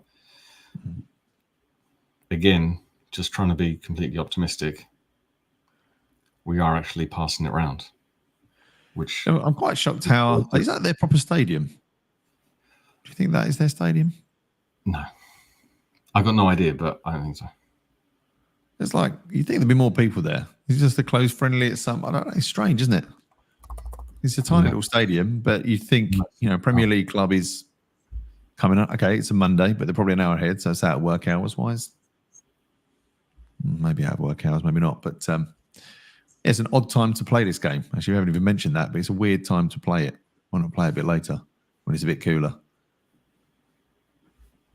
It doesn't make much sense to me on a Monday in a weird time. Yeah, I'm going to try and find out what I can about their stadium. But I don't think it's going to be much. Probably their training ground. Can't be. I think that's smaller than non-league, isn't it? Yeah. Oh, it is in Austria. Okay. I didn't think it was. I know their pre-season was in Austria, but I thought they went across the border for this one. But yeah, I'm not 100%.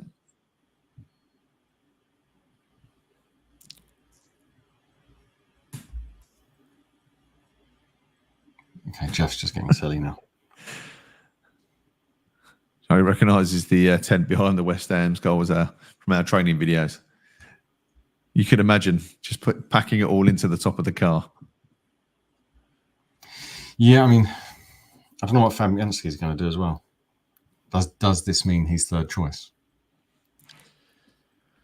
Yeah, it'd be interesting in the Cups. See who plays in the Cups now. How old is where's Fovington? Let me have a look.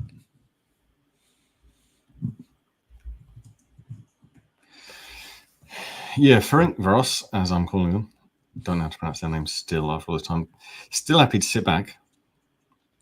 And we're passing around with a lot of confidence, which I like to see.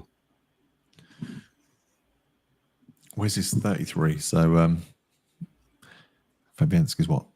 42? so yeah, probably is now. I suppose. I mean, he did that. Fabianski had good games last season when Ariel was injured for those couple. I thought Fabianski did all right. He's all right to back up, isn't he? What are we on now? We're on 75 minutes, 15 minutes. What do you think Lopetegui has learned? I keep changing his name. Lopetegui has learned in the so far, I guess, in the first 75 minutes of these players. I mean, first off, he wouldn't have learnt that much, would he? I guess at this point, what he's doing is just going to. He's really just seeing if players can follow instructions. I mean, he's already seen, their technical abilities based on either just watching any of the games last season or just, in training for the last week or so. So that should already give him an idea. And then he's just trying to make sure that what is presumably, I wouldn't necessarily say like complex tactics, but for players who've been used to Moyes in recent times, he's obviously gonna want to put across things like shape. Can we stay in the shape? But all that we're doing at the moment is basically which is fair enough, is just giving it to Emerson and then seeing what he can do. So our left back is essentially our playmaker for this half. But then if it is Emerson, then fair enough, because he actually is taking it in and he's feeding it out, and something does usually start from that. So, yeah, some really loose tackles.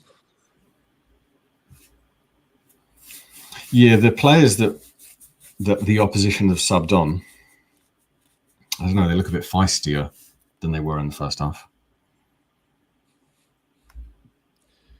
Okay, Dean has cleared this. Oh, no, sorry. That's where we're playing. Sportsplatz Lengau, home stadium of a third-tier club. That seems about right. Thank you for that, Dean. And Dean, is there a Euro camp round the corner? Because with those views, there has to be. There's got to be. Oh, through. Is he onside? If he plays it across, got to be a goal. Oh, he's been greedy. Yeah, I'm 30 seconds behind you on that chance. It's gone now. Good defending. Should have passed first time there. Could have been 3-1 down. They definitely looked the better team. Yeah, I mean, we're still... The effort's still there from our side. That's what I like about Earthy when he came on last season as well. And that's what I thought with Mobama when he got rid of. I thought the difference between those two was really clear. In that Earthy does what not every player in his position does. Like sometimes when you get these like younger players coming on and they're given their chance, they just seem to take it a bit calmly, which I can understand one side of that. Like, again, if they've been given specific instructions, they're going to generally go along with that. Of course, in like a dream world, if you've got some really talented young player who's also got the mental kind of drive to just go for it, but most don't. They just come on and then, amble around. But then Earthy came on, as soon as he came on the pitch, even if he didn't do much with it, he brought that kind of energy and, tracking defenders back and getting up to the player with possession quickly and jockeying and this kind of thing. So yeah, if there's something about, to be excited about the new season every time he comes on the pitch, I think the crowd are going to go wild. Do you think Divine Mbama's gone a bit too early? Because he hasn't got a club yet, so he's without a club. He's got a new manager coming in, potential opportunities to impress. I don't know. I mean, it's one of these things that you never know about the talent they could show elsewhere. But I just didn't see the effort. And again, I had no idea what he was told to do when he came on the pitch. But you expect something, to begin with. You expect some form of energy and effort running. Let's just call it running. He didn't really run that much when he came on the pitch. So I don't really think we're missing anything. No. Tackles are getting a bit more heated in this game.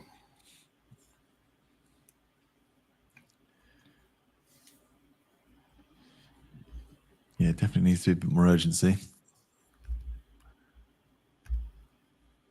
There we go. Pete says same thing.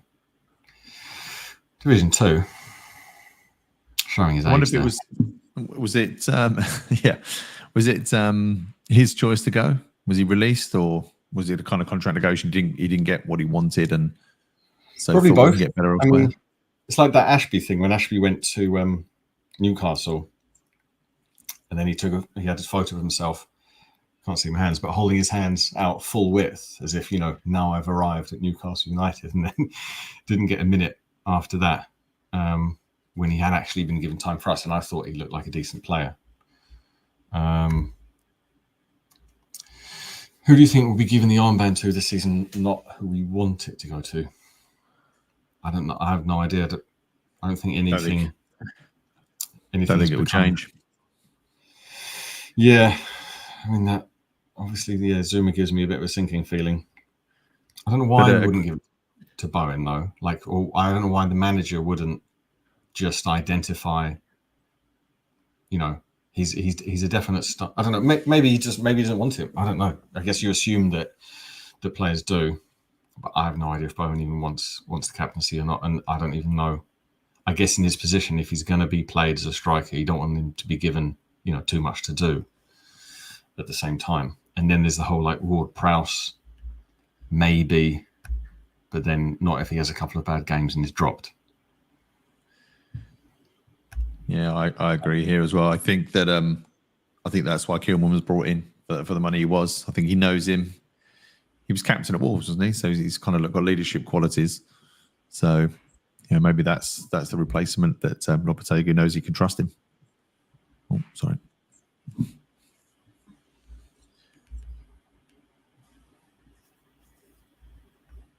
Well, to be fair, what does the captain? Does it really mean a huge amount these days? I don't know. It's the kind of thing that doesn't necessarily mean much unless you've got a really good one. And then you might in an ideal world, you've got one who is clearly the captain, but that was a great tackle there, and then just giving it away again. Just keep giving the ball away. It's really sloppy. You can just tell that it's just not at it. The sharpness isn't there. Yeah, I mean, that was, again, I've been saying Zuma's need a lot, but that's because they keep me awake. Could be 3-1. Oh, was that a save or was that crossbar? Or let's have a look. Hit the crossbar there. Yep.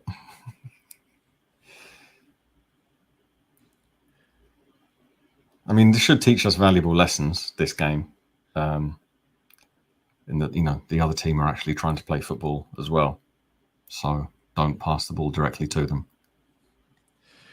To be fair, this could have been a 5-1. I think we've been a bit, some poor finishing from them and the help of a crossbar. Let's Evan's one with a niche, just a very niche pop culture reference there. Needs more cowbell. If you don't know what he's on about, just go to YouTube. Maybe stop watching this boring game for a minute. And YouTube needs more cowbell, and you'll be in for a comedy treat. something to do after. I think Evans. What are we now? 5 minutes to go. Generally, I think this is, let's say, more positives than negatives. If a pre-season friendly needed some kind of sum up, which it doesn't.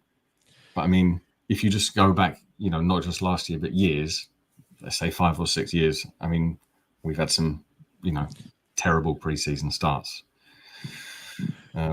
So I think that we, new manager, I don't want to call it new manager bounce. What's bigger than a bounce?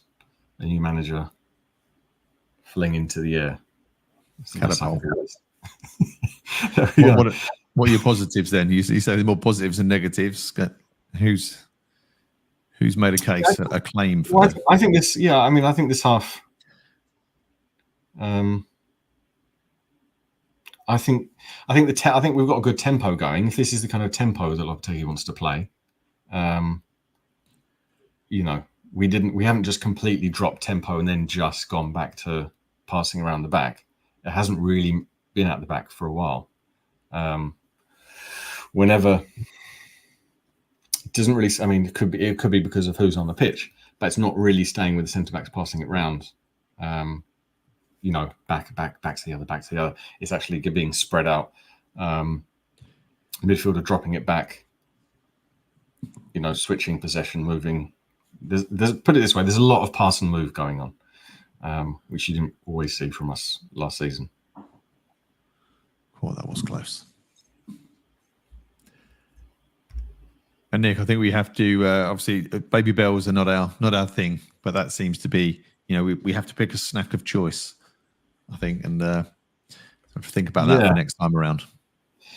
Yeah, we need a 24-25 snack that can be rotated on a seasonal basis. But I mean, obviously, I'm not going to talk bad about our predecessor, but just thick, gloopy, solidified processed cheese to take one through the game. I don't know. Maybe something just crunchy. I don't want to come off too kind of snack high and mighty, but think of the noise on the mic though. He's got. Yeah, Charlie made a good choice there in terms of being a good soft snack. Yeah, a soft sounding snack. I might have gone with, if you're drinking a nice cold can of beer, then maybe you pair that with sour cream kettle chips. I'm just thinking of the crunchiest snack that comes to mind. But I don't know. Yeah, and equally maybe just marshmallows, an enormous bag of pre-emptied marshmallows.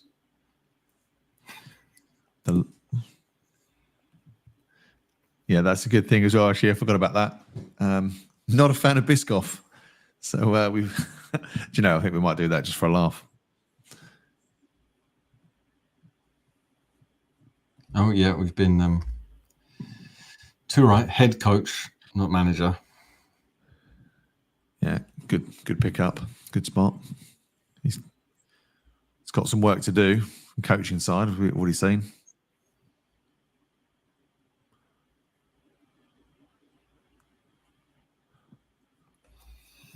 Yeah, I guess start with the new era of the new head coach. Start with a loss. The only way is up. That's a good point, Charlie. It has to be something healthy. Otherwise, you get stuck with it. Just eating, 5 Mars bars for luck, and then you have to eat that every game until we lose. It's going to be a problem.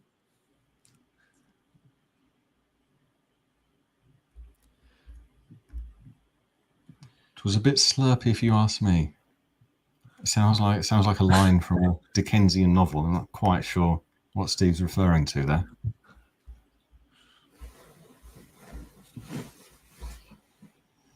Yeah, that's a good question, Sam.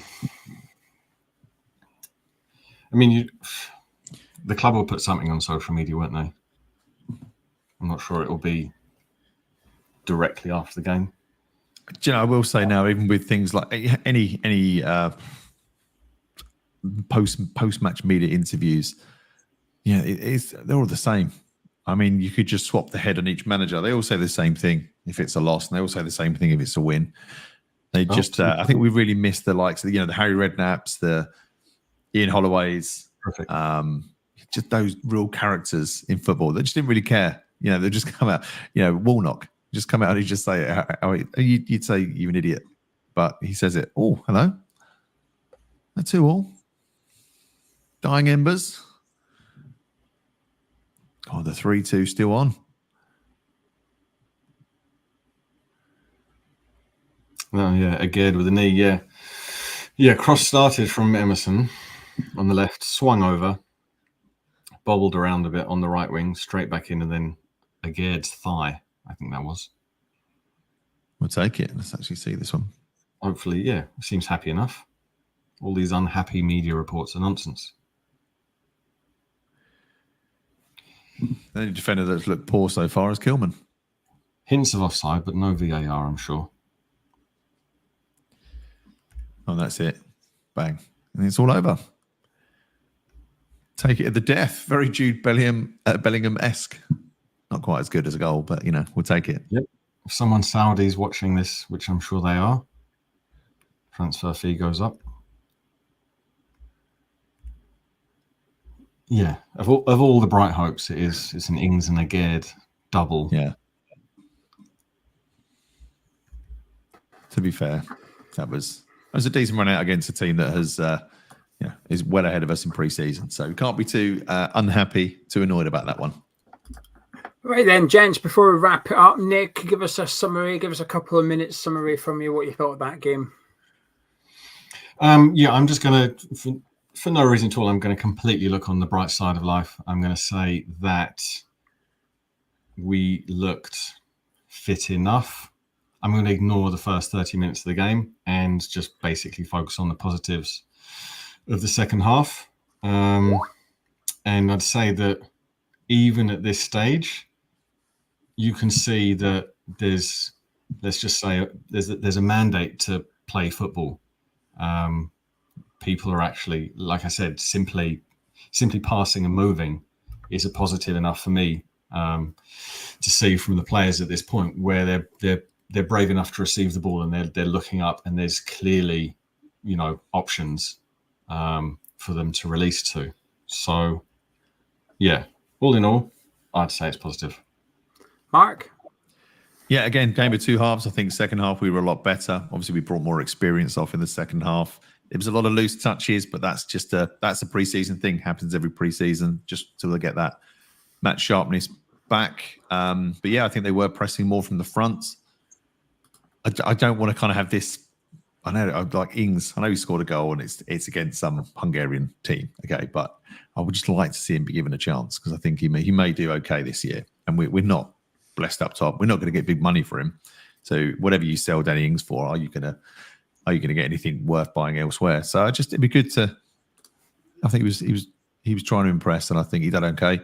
So yeah, and Zuma and Aged actually look quite good at the back.